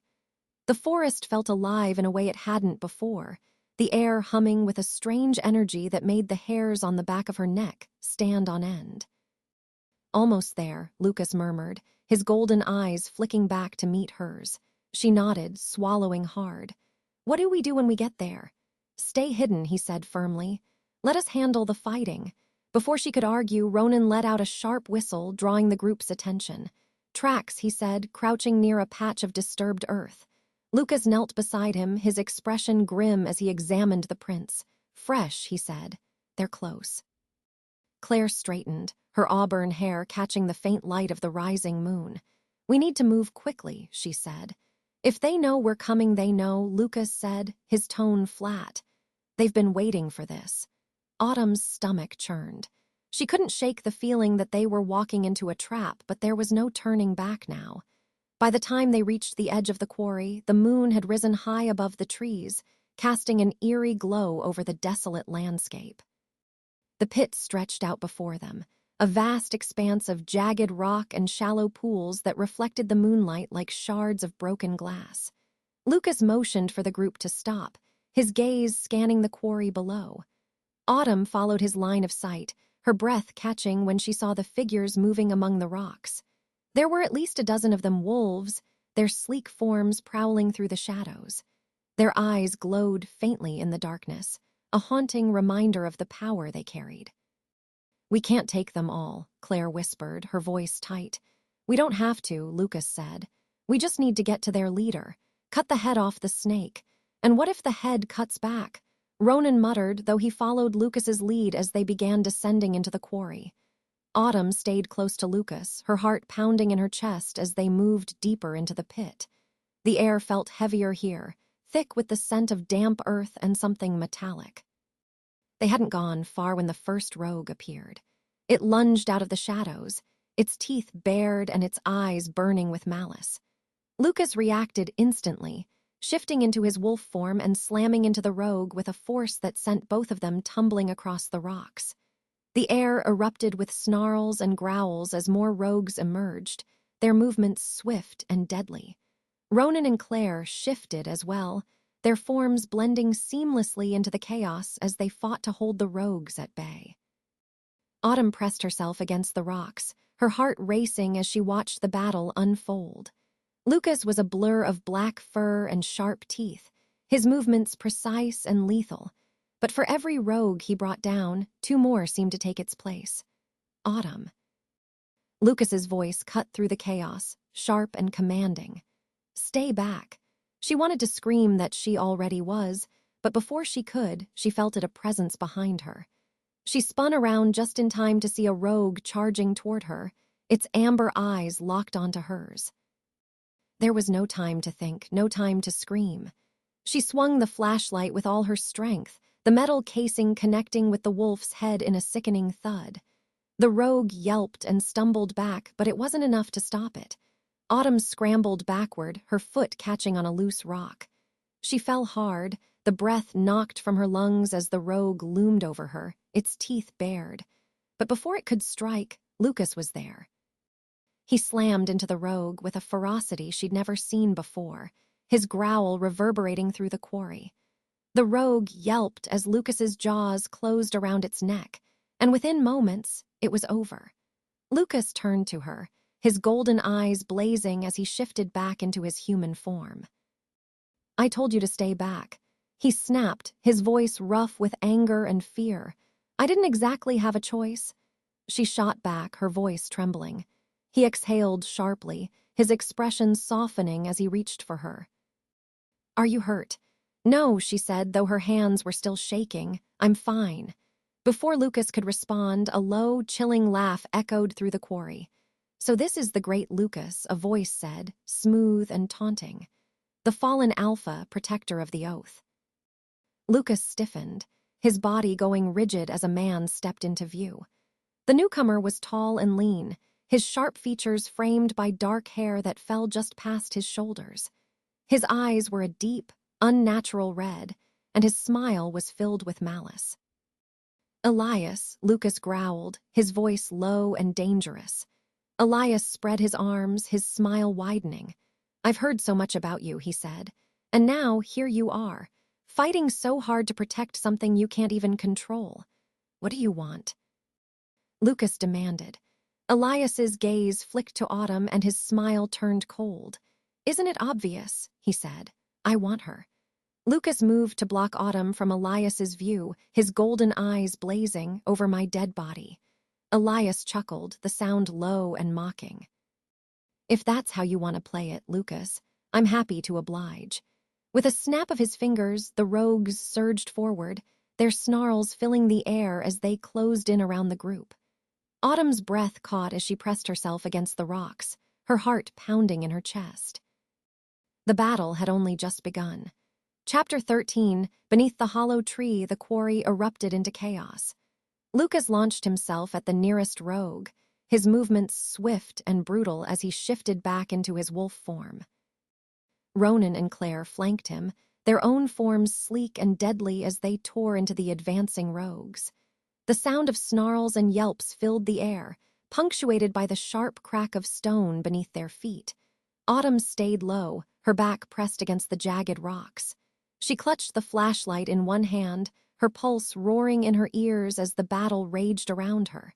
"Stay down," Lucas's voice echoed in her mind, sharp and commanding. But staying down didn't feel like enough. The rogues were everywhere, their dark shapes darting through the shadows like phantoms. And Elias stood at the edge of the chaos, watching the fight with an unsettling calm. His crimson eyes glinted in the moonlight, his smile never faltering. He wasn't just observing, he was waiting. For her, Autumn's grip tightened on the flashlight as she scanned the battlefield, searching for an opening.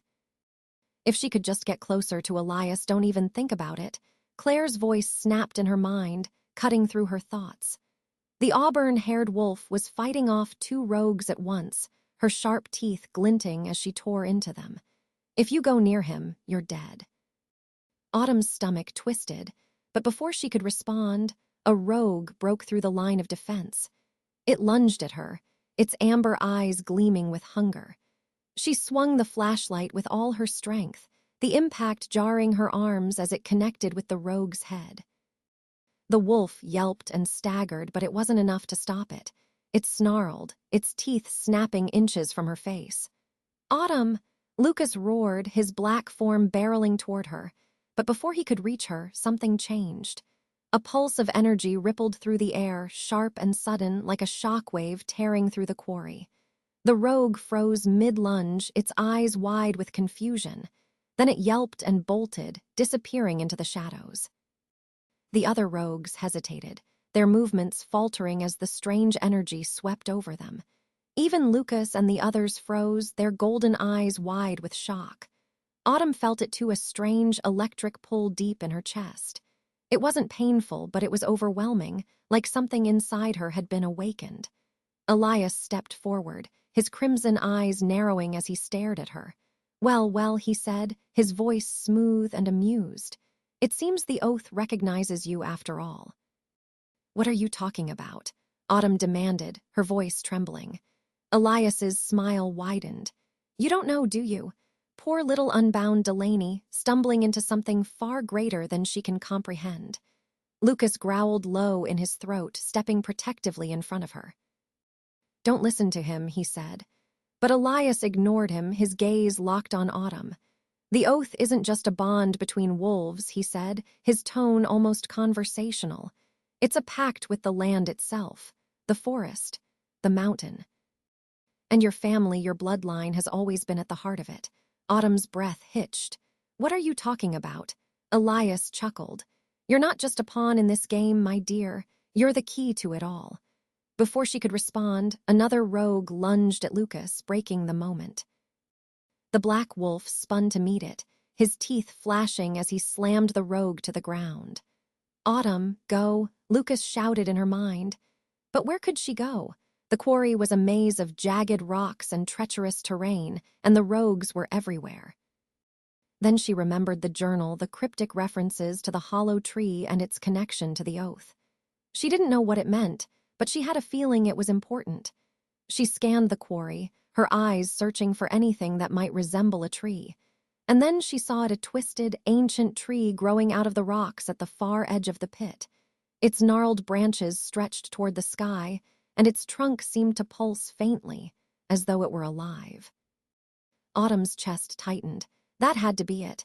Without thinking, she bolted toward the tree, weaving through the chaos as the fight raged around her. Autumn, no, Lucas's voice echoed in her mind, sharp and panicked. But she didn't stop. She couldn't. Something was pulling her toward the tree, a magnetic force she couldn't ignore. When she reached it, she pressed her hand against the rough bark, her breath coming in short, uneven gasps. The tree was warm beneath her palm, and she felt a strange, pulsing energy flowing through it. "What are you doing?" Elias's voice cut through the air, sharp and furious. Autumn turned to see him striding toward her, his crimson eyes blazing.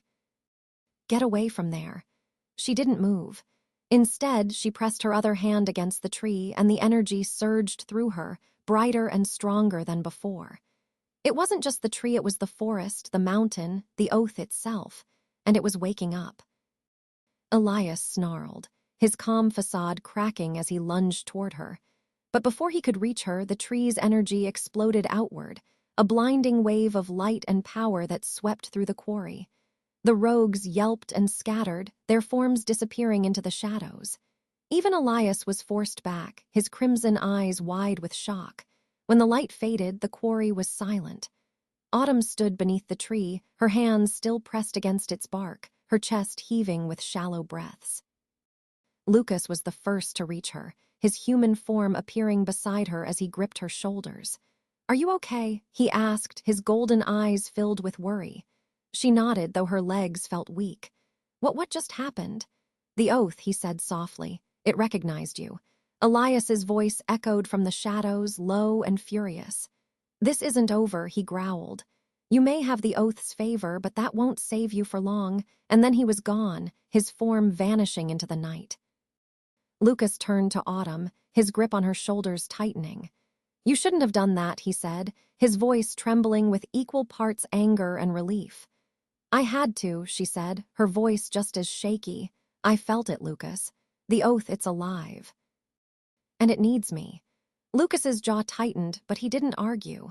Instead, he pulled her into his arms, his embrace warm and steady against the cold night. "You scared the hell out of me," he murmured. Autumn closed her eyes, her cheek resting against his chest. "I'm scared too," she whispered. But as the forest settled into silence, she knew one thing for certain: she wasn't running anymore. Not from this. Not from him. Chapter 14, The Blood Moon's Curse. The days after the quarry felt like the calm before a storm, heavy with anticipation. Every moment stretched taut with the knowledge that something was coming. Autumn could feel it in the air, the same way the forest seemed to hold its breath under the weight of an approaching storm. Lucas had been quieter than ever, spending hours outside the cabin, patrolling the woods and keeping watch. Claire and Ronan stayed close as well, their uneasy alliance with Lucas holding for now. But it wasn't peace, it was a fragile truce, one that could shatter with a single misstep. And then there was the oath. Autumn had felt its power that night in the quarry, a connection so visceral it had left her shaken. She couldn't explain it, but she knew the oath had reached out to her, had recognized her in a way that terrified and emboldened her at the same time. But what it meant, why it had chosen her, remained a mystery. It was Lucas who finally broke the silence. "The blood moon is in 3 days," he said, his voice heavy with an edge of urgency. Autumn blinked, looking up from the journal she'd been poring over. "What does that mean?" Lucas leaned against the doorway, his golden eyes catching the dim light. "It means the rogues are running out of time. The blood moon is when the oath is at its weakest. If they're going to make their move, it'll be then." Her stomach churned. "And what happens if they succeed?" "The oath breaks," Lucas said grimly. "The forest, the mountain, everything connected to it, it all collapses. The rogues will take control and the balance will be destroyed." Autumn swallowed hard, her hands gripping the edge of the table. "How do we stop them?"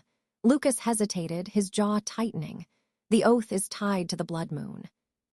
It's complicated, but there's a ritual, a way to strengthen the bond and protect it from being broken. But it requires a sacrifice. Her heart skipped a beat. What kind of sacrifice? Lucas's gaze dropped to the floor. It has to come from someone tied to the oath. Someone like me or you. The weight of his words sank like a stone in her chest. You mean one of us has to die? No, Lucas said quickly, his voice firm. It's not death. It's giving up a part of yourself. A part you can't get back. That's not exactly reassuring, she said, her voice trembling. Lucas stepped closer, his expression softening. I won't let them take you, he said, his voice low. No matter what happens, I'll protect you.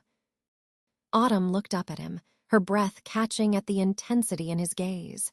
Lucas, if it comes down to it, it won't, he interrupted, his tone leaving no room for argument. But she wasn't so sure. The forest grew eerily quiet as the blood moon approached. Even the animals seemed to sense the shift, their usual calls replaced by an unnatural silence. Autumn couldn't sleep, her dreams haunted by flashes of crimson light and the sound of howling wolves.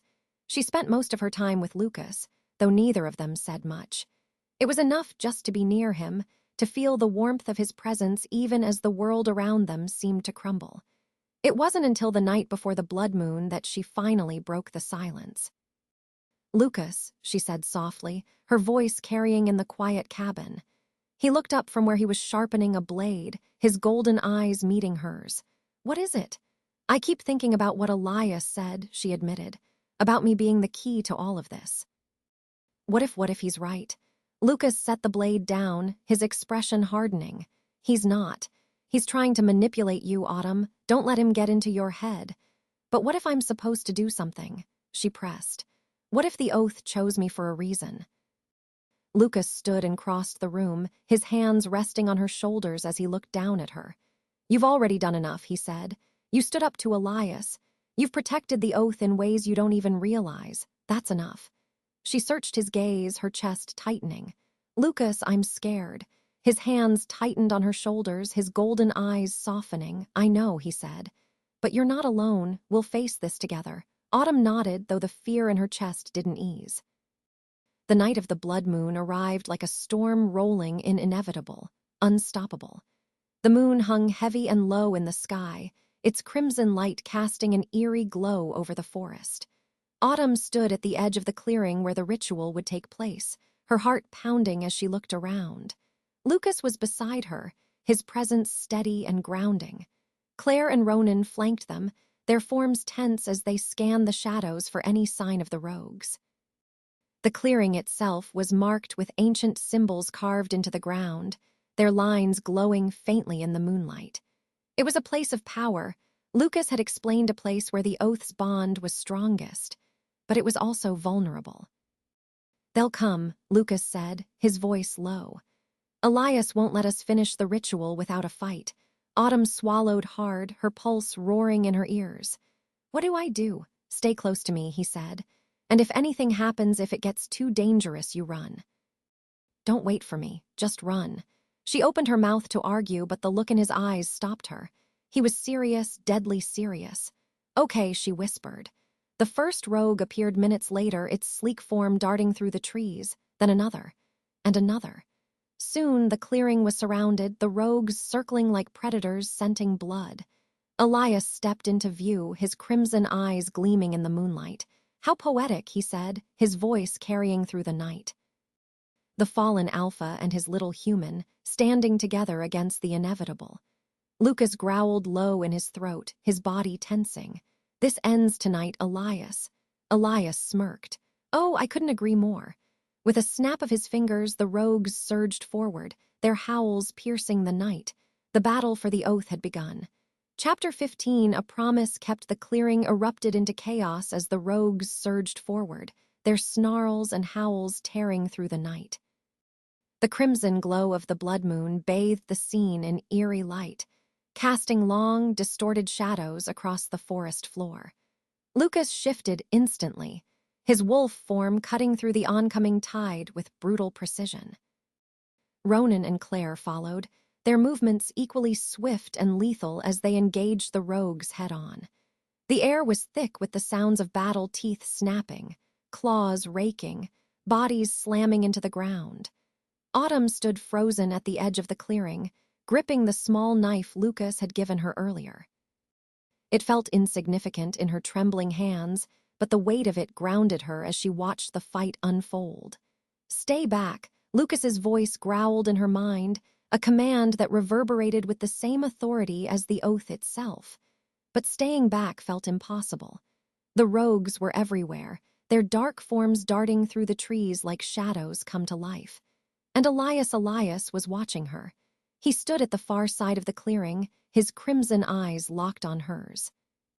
The chaos around him didn't seem to faze him. He moved with a calculated calm, his gaze never wavering. Autumn's chest tightened as he began to walk toward her, his steps deliberate and unhurried. "You feel it, don't you?" Elias said, his voice smooth and chillingly close despite the distance between them. "The oath's pull. It's calling to you even now." "Stay away from me," Autumn said, her voice trembling as she raised the knife. Elias chuckled, the sound low and mocking. "Do you even know what you're holding?" he asked, gesturing toward the blade. "That won't save you, not from me."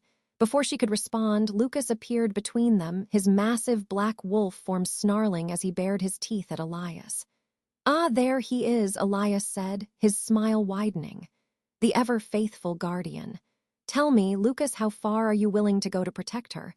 Lucas lunged without warning, his claws slicing through the air as he struck, but Elias was faster.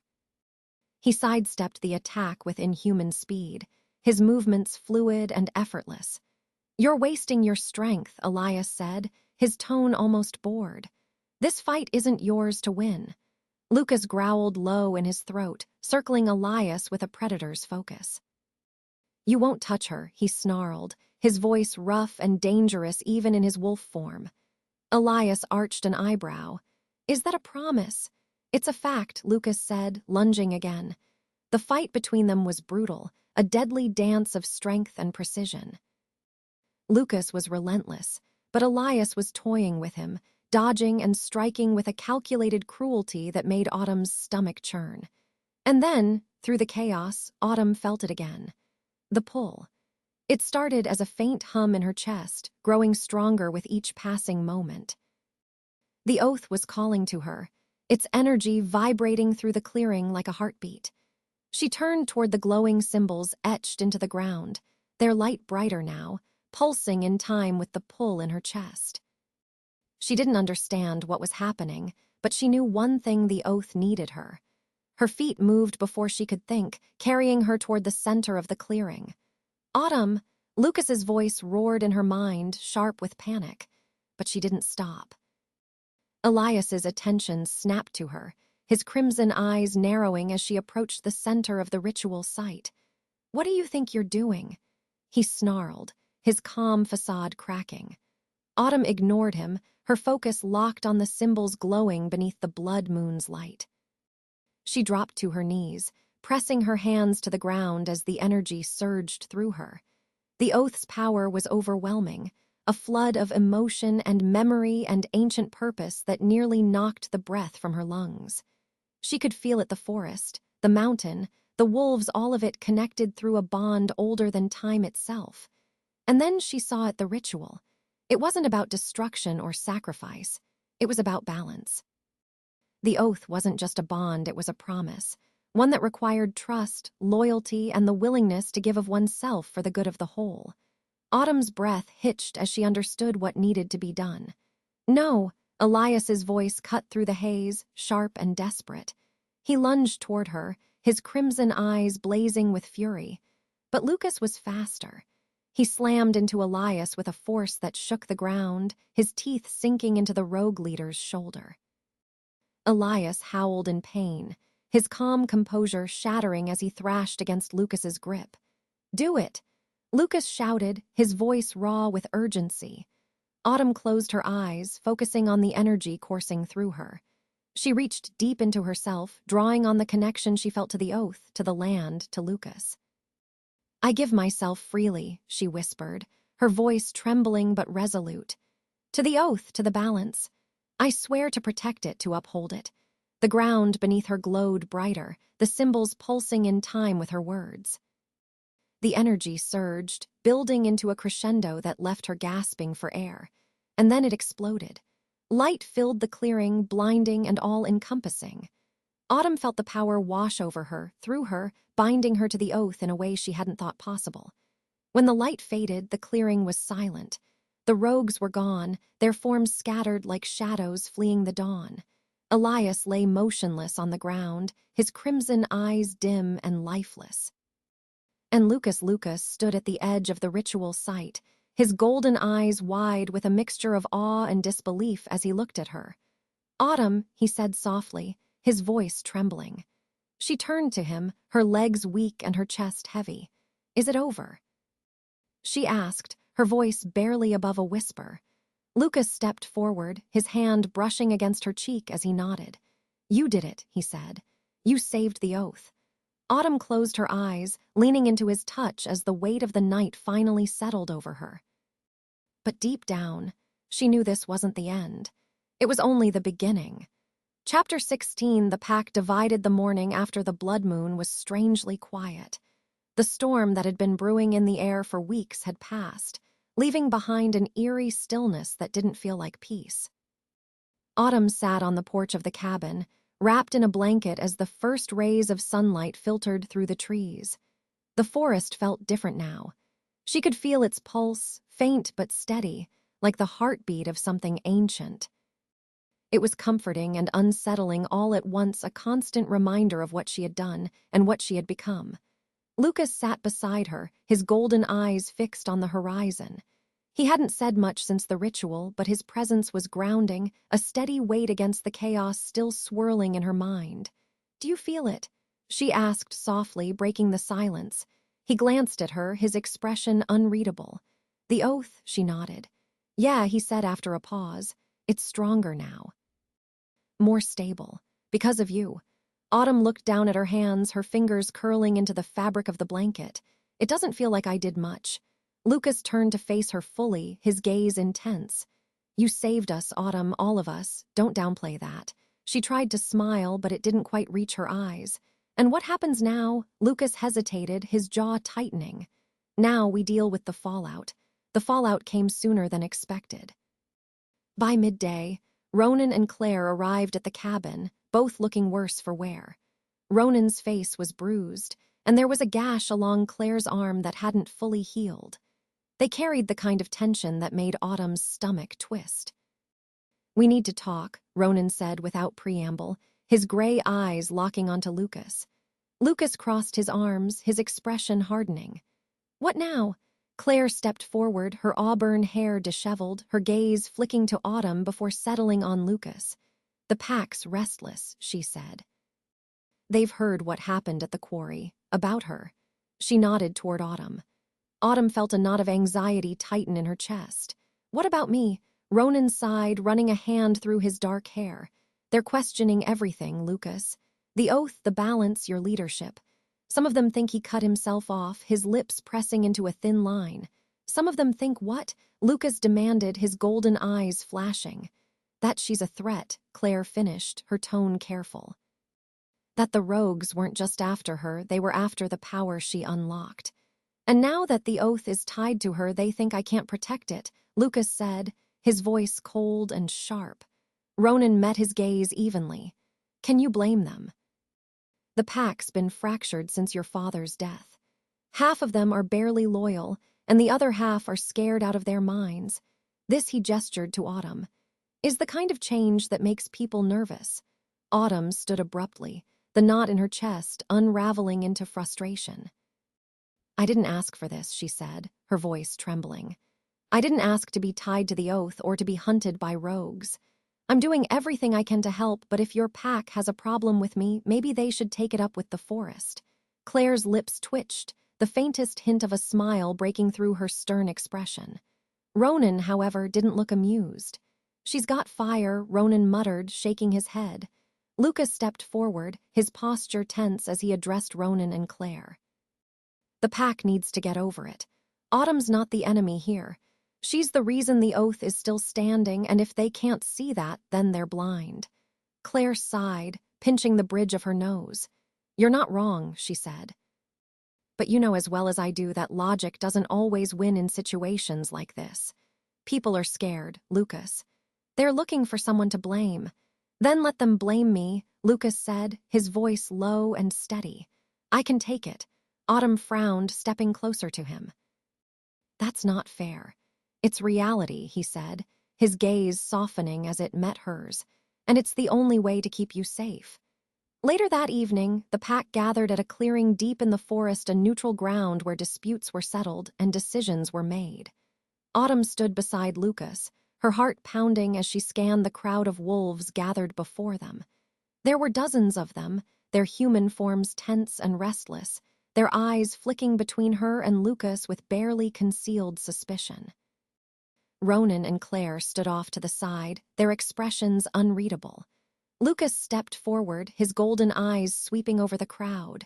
You've all heard what happened at the quarry, he said, his voice carrying through the clearing. The oath was nearly broken. The rogues almost won. And the only reason they didn't is because of Autumn. A murmur rippled through the pack, some voices doubtful, others angry. She's human, someone said, their tone sharp. She's tied to the oath, Lucas shot back, just like all of us. That doesn't mean we can trust her, another voice called. Autumn clenched her fists, the words cutting deeper than she wanted to admit. You don't have to trust her, Lucas said, his voice hardening. You just have to trust me. The crowd fell silent, tension thick in the air. You've questioned my leadership before, Lucas continued, his tone unwavering, and I've let it slide, but not this time. The oath is stronger now because of her. If you can't see that, if you can't stand with us, then leave. The clearing was deathly quiet, the weight of Lucas's words settling over the pack. One by one, the wolves began to nod, their expressions shifting from doubt to reluctant acceptance. But not everyone. A small group broke off from the crowd, their gazes cold as they turned and disappeared into the shadows of the forest. Lucas exhaled, his shoulders slumping slightly as the tension ebbed. Autumn stepped closer to him, her voice soft. They're gone, he said, his golden eyes meeting hers. And they won't be back. She frowned, the weight of the moment settling over her. Does this mean we won? Lucas hesitated, his gaze shifting to the forest where the dissenters had vanished. Not yet, he said quietly, but it's a start. That night, as the forest settled into uneasy quiet, Autumn sat beside Lucas on the porch, their shoulders brushing. I didn't think it would be this hard, she admitted, her voice barely above a whisper. Neither did I, Lucas said, his golden eyes soft as he looked at her. But you're not alone anymore, she said, her gaze meeting his. His lips curved into a faint smile, his hand brushing against hers. Neither are you. For the first time in weeks, the weight on Autumn's chest lifted, replaced by something quieter, something steadier. Hope. Chapter 17, the final hunt. The rogues didn't give them much time to regroup. It was less than a week after the confrontation with the pack when Lucas received word that the rogues were on the move. The message came from one of Ronan's scouts, a wiry, fast-talking wolf named Nate who had been tracking Elias's remaining forces since the blood moon. They've regrouped, Nate said, his voice tight with urgency as he paced the cabin's living room. There's a lot of them, and they're heading for the hollow tree. Autumn's stomach dropped. The hollow tree, the place where she'd felt the oath's power coursing through her, where she'd sworn to protect it, wasn't just a symbol. It was a focal point of the oath's energy, the heart of its connection to the land. They're making their move, Ronan said, his expression grim as he leaned against the wall. If they take the hollow tree, it's over. The oath will fall. Lucas's jaw tightened, his golden eyes blazing. Then we stop them. It won't be easy, Claire said. They've gathered everyone they have. They know this is their last chance. Good, Lucas said, his voice low and dangerous. So do we. Preparations moved quickly. The pack that remained loyal to Lucas rallied behind him, their numbers smaller but no less determined. Autumn watched as they gathered supplies, weapons, and whatever else they could use to defend the hollow tree. She couldn't help but feel like an outsider as she stood on the cabin's porch, watching the wolves move with a practiced efficiency that came from years of training and instinct. You okay? Lucas's voice broke through her thoughts. She turned to find him standing beside her, his expression soft despite the tension in his posture. "Not really," she admitted, "but I'm not going to sit this one out." Lucas frowned, his gaze dropping to the ground. "Autumn, don't," she said, cutting him off. "I know what you're going to say, but I'm not changing my mind. I'm part of this now. The oath chose me, and I'm not going to run away from that." His golden eyes met hers, and for a long moment he said nothing. Then he nodded, a flicker of reluctant acceptance crossing his face. "Stay close to me," he said, "no matter what happens." "I will," she promised. They moved out just before sunset, the forest bathed in a golden light that belied the danger waiting ahead. Autumn walked beside Lucas, her knife tucked into her belt and her heart pounding with every step. The air grew heavier as they approached the hollow tree, the energy of the oath pulsing faintly beneath their feet. The wolves moved silently, their senses tuned to every sound, every movement in the shadows. When they reached the clearing, Autumn's breath caught. The hollow tree stood at the center, its twisted branches reaching toward the sky like skeletal arms. The ground around it was marked with glowing symbols, the same ones she'd seen during the blood moon ritual. But now, the clearing was surrounded. Dozens of rogues stood in the shadows, their sleek forms tense and ready. At their center was Elias, his crimson eyes gleaming with triumph as he stepped forward. "Ah, the prodigal pack," Elias said, his voice dripping with mockery, "and the girl who started it all." Lucas growled low in his throat, stepping in front of Autumn. "You're not getting anywhere near her," he said, his voice cold. Elias smirked. "You're awfully protective of something you don't understand," he said, his gaze flicking to Autumn. "Do you even know what she is, Lucas? What she's capable of?" "She's the reason you've already lost," Lucas shot back. Elias's smile faltered, his crimson eyes narrowing. "We'll see about that." With a snap of his fingers, the rogues surged forward. The clearing descended into chaos. Lucas shifted instantly, his black wolf form cutting through the oncoming rogues with a ferocity that made Autumn's breath catch. Ronan and Claire followed suit, their forms sleek and powerful as they tore into the enemy. Autumn stayed near the tree, her knife in hand as the battle raged around her. She wanted to fight to help, but the sheer number of rogues was overwhelming. "Autumn!" Lucas's voice echoed in her mind, sharp and commanding. "Stay by the tree," she nodded, her grip tightening on the knife as a rogue broke through the line and charged toward her. The wolf was fast, its amber eyes locked onto hers as it lunged.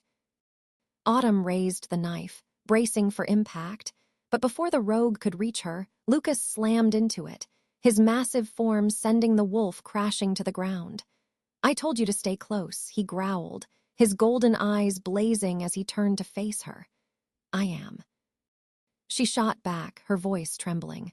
Before Lucas could respond, a flash of crimson caught her eye. Elias. He was moving toward the tree, his gaze locked on its glowing symbols. The energy around him pulsed dangerously, the air crackling with a dark, unnatural power. "Lucas." Autumn shouted, pointing toward Elias. Lucas turned, his growl low and dangerous as he charged toward the rogue leader. But Elias was ready. With a flick of his wrist, a wave of dark energy surged outward, slamming into Lucas and sending him crashing into the ground. He let out a sharp yelp of pain, his wolf form struggling to rise as Elias approached the tree. "No," Autumn whispered, her chest tightening. She moved without thinking, her feet carrying her toward the tree as Elias reached for its pulsing symbols. "Autumn, don't," Lucas's voice roared in her mind, but she didn't stop. She reached the tree just as Elias's hand brushed the glowing marks. The energy surged, crackling like fire as it coursed through both of them. Autumn cried out, the power overwhelming as it pulled her deeper into the oath's connection. She could feel everything: the forest, the wolves, even the rogues bound together in a fragile balance. And she knew what she had to do. "I won't let you break it," she said, her voice trembling but steady. Elias snarled, his crimson eyes blazing as he tried to push her back.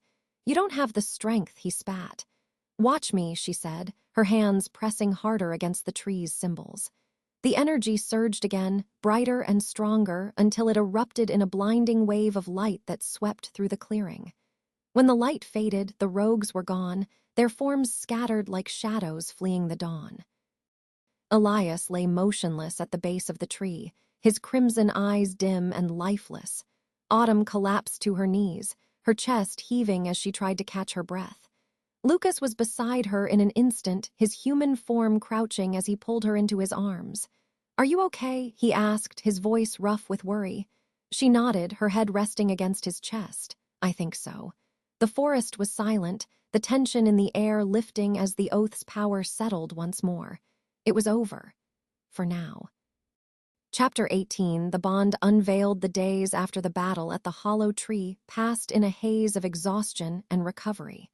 The rogues had scattered, their leader defeated, and the forest was finally quiet again. But the silence didn't feel like peace, at least not to Autumn. She spent most of her time in the cabin, replaying the events in her mind, trying to understand what had happened and what it all meant. The connection to the oath was still there, a faint hum in her chest that never really went away. It was comforting at times, but also overwhelming, a constant reminder that her life was no longer her own. Lucas was always nearby, his presence steady and grounding, though he seemed just as lost in his thoughts as she was. "You should rest," he said one evening, his golden eyes soft as he looked at her from across the room. "I'm fine," Autumn said, though her body betrayed her with a yawn. Lucas arched an eyebrow. "You've been fine for 3 days now," he said, his voice laced with gentle teasing. "At some point, you're going to have to stop pretending." Autumn sighed, setting down the mug of tea she'd been holding. "What about you?" she asked, leaning back against the couch. "You haven't exactly been taking it easy either." "I'm not the one who stood between Elias and the oath," Lucas said, his tone sharpening slightly. She frowned. "Neither were you." The words came out sharper than she'd intended, and Lucas's expression darkened. "That's not fair," he said, his voice low. Autumn's stomach twisted. She opened her mouth to apologize, but before she could, Lucas stood and walked to the door, his movements tense. "I need some air," he said, and then he was gone. Autumn didn't follow him immediately. She knew he needed space, needed time to process everything, just as she did. But after an hour passed and he still hadn't returned, the worry gnawing at her chest became too much. She grabbed her jacket and stepped out onto the porch, the cool night air biting at her skin. The forest was quiet, the faint glow of the moon filtering through the trees. "Lucas," she called softly, her voice carrying through the stillness. There was no response, but she felt something, a pull, faint but insistent, like a thread tugging at her chest. It was the same feeling she'd felt at the hollow tree, the same connection to the oath that she couldn't quite explain. She followed it. Her feet carried her deeper into the woods, the pull growing stronger with each step. The air grew cooler, the shadows darker, but she didn't feel afraid. Not this time. Finally, she saw him. Lucas was standing in a small clearing, his back to her, his head tilted back as he looked up at the stars. He didn't move as she approached, but she knew he'd sensed her presence. "You're hard to find," she said softly, stepping into the clearing. Lucas turned to face her, his golden eyes catching the faint light of the moon. "You're harder to shake," he said, though there was no bite in his words. Autumn smiled faintly, taking a step closer. "You didn't have to leave." Lucas sighed, running a hand through his dark hair. "I didn't mean to," he said. "I just needed a minute. To blame yourself," she guessed. His jaw tightened. "If I'd been faster, stronger, Elias never would have gotten near you." "Lucas," she said, her voice soft but firm. "You saved me. You always save me." He shook his head, his gaze dropping to the ground. "It's not enough. I can't keep putting you in danger like this." "You're not putting me in danger," she said, stepping closer. "I chose this. I chose you." Lucas's gaze snapped to hers, his golden eyes searching her face. "You shouldn't have to," he said, his voice barely above a whisper. "But I do," she said, "and I don't regret it." The air between them seemed to shift, the tension melting into something deeper, something unspoken but undeniable. "Lucas," she said, her voice trembling slightly, "there's something I need to tell you." He frowned, his expression cautious.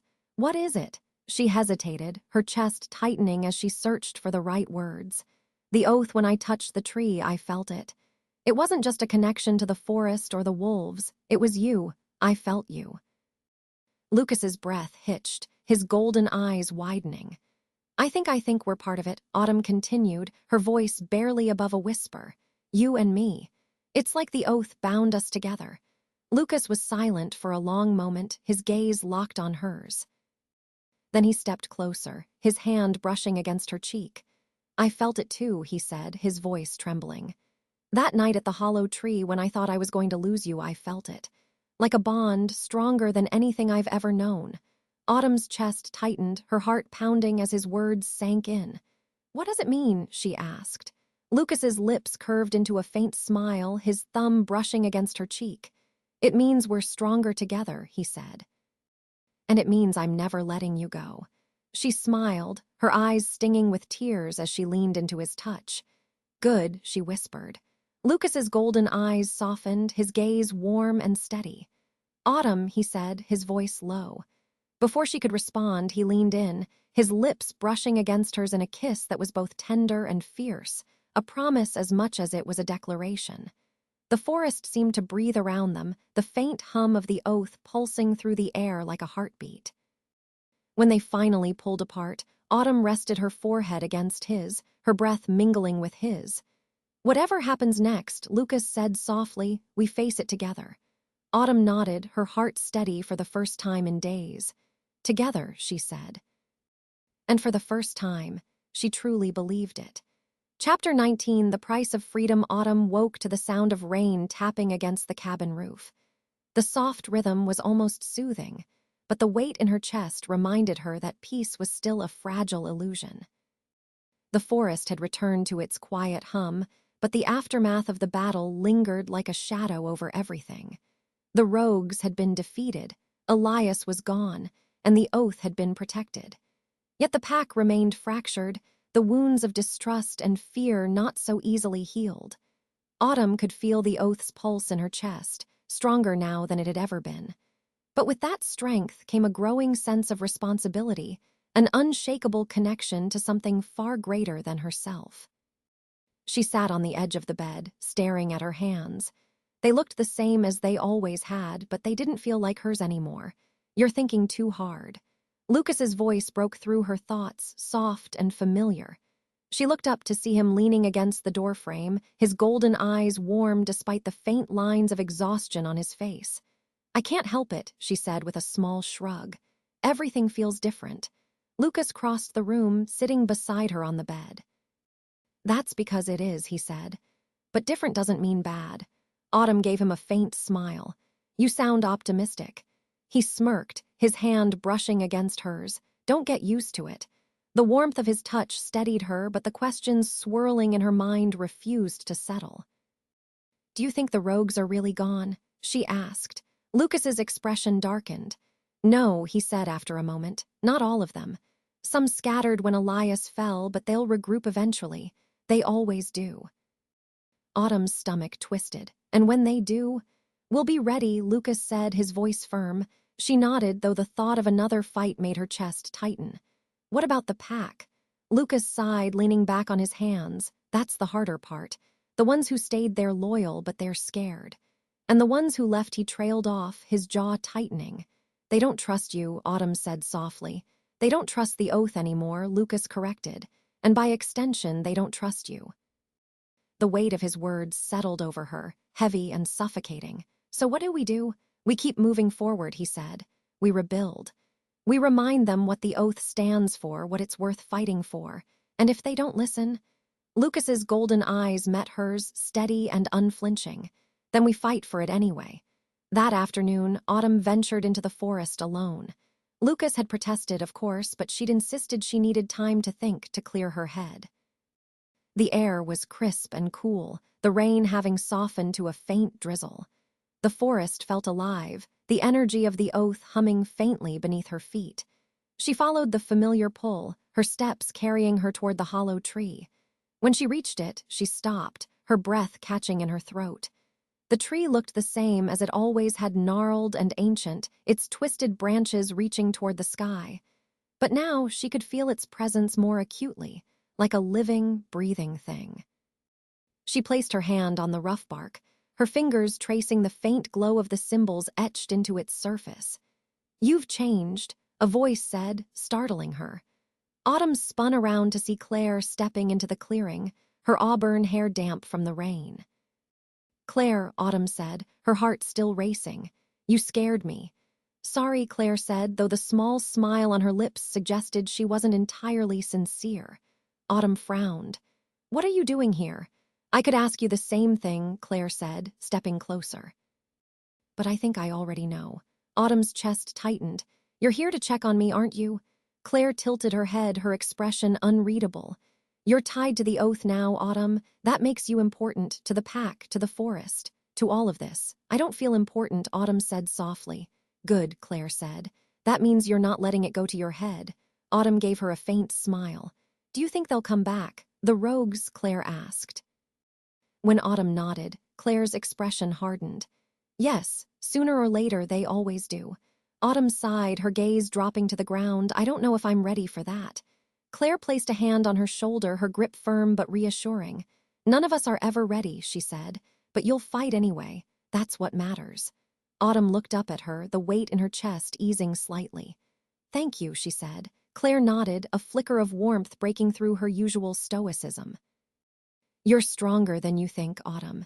Don't forget that." That night, Autumn sat with Lucas on the porch, the two of them watching the stars in comfortable silence. "Claire found me at the hollow tree," Autumn said after a while. Lucas raised an eyebrow. "She's nosy like that." "She told me I'm stronger than I think," Autumn said, her voice soft. Lucas smiled faintly, his golden eyes warm as he looked at her. "She's right." Autumn leaned her head against his shoulder, the tension in her body finally beginning to ease. "What if it's not enough?" she whispered. Lucas wrapped an arm around her, pulling her closer. "It will be," he said firmly, "because you're not alone." She closed her eyes, the hum of the oath steady in her chest, and for the first time she truly believed him. Whatever price the oath demanded, whatever challenges lay ahead, she wouldn't face them alone. Not anymore. Chapter 20, A New Dawn. The first rays of sunlight crept through the trees, painting the forest in shades of gold and amber. Autumn stood at the edge of the hollow tree's clearing, her breath visible in the cool morning air. The forest felt different today, lighter, as though the tension that had gripped it for so long had finally eased.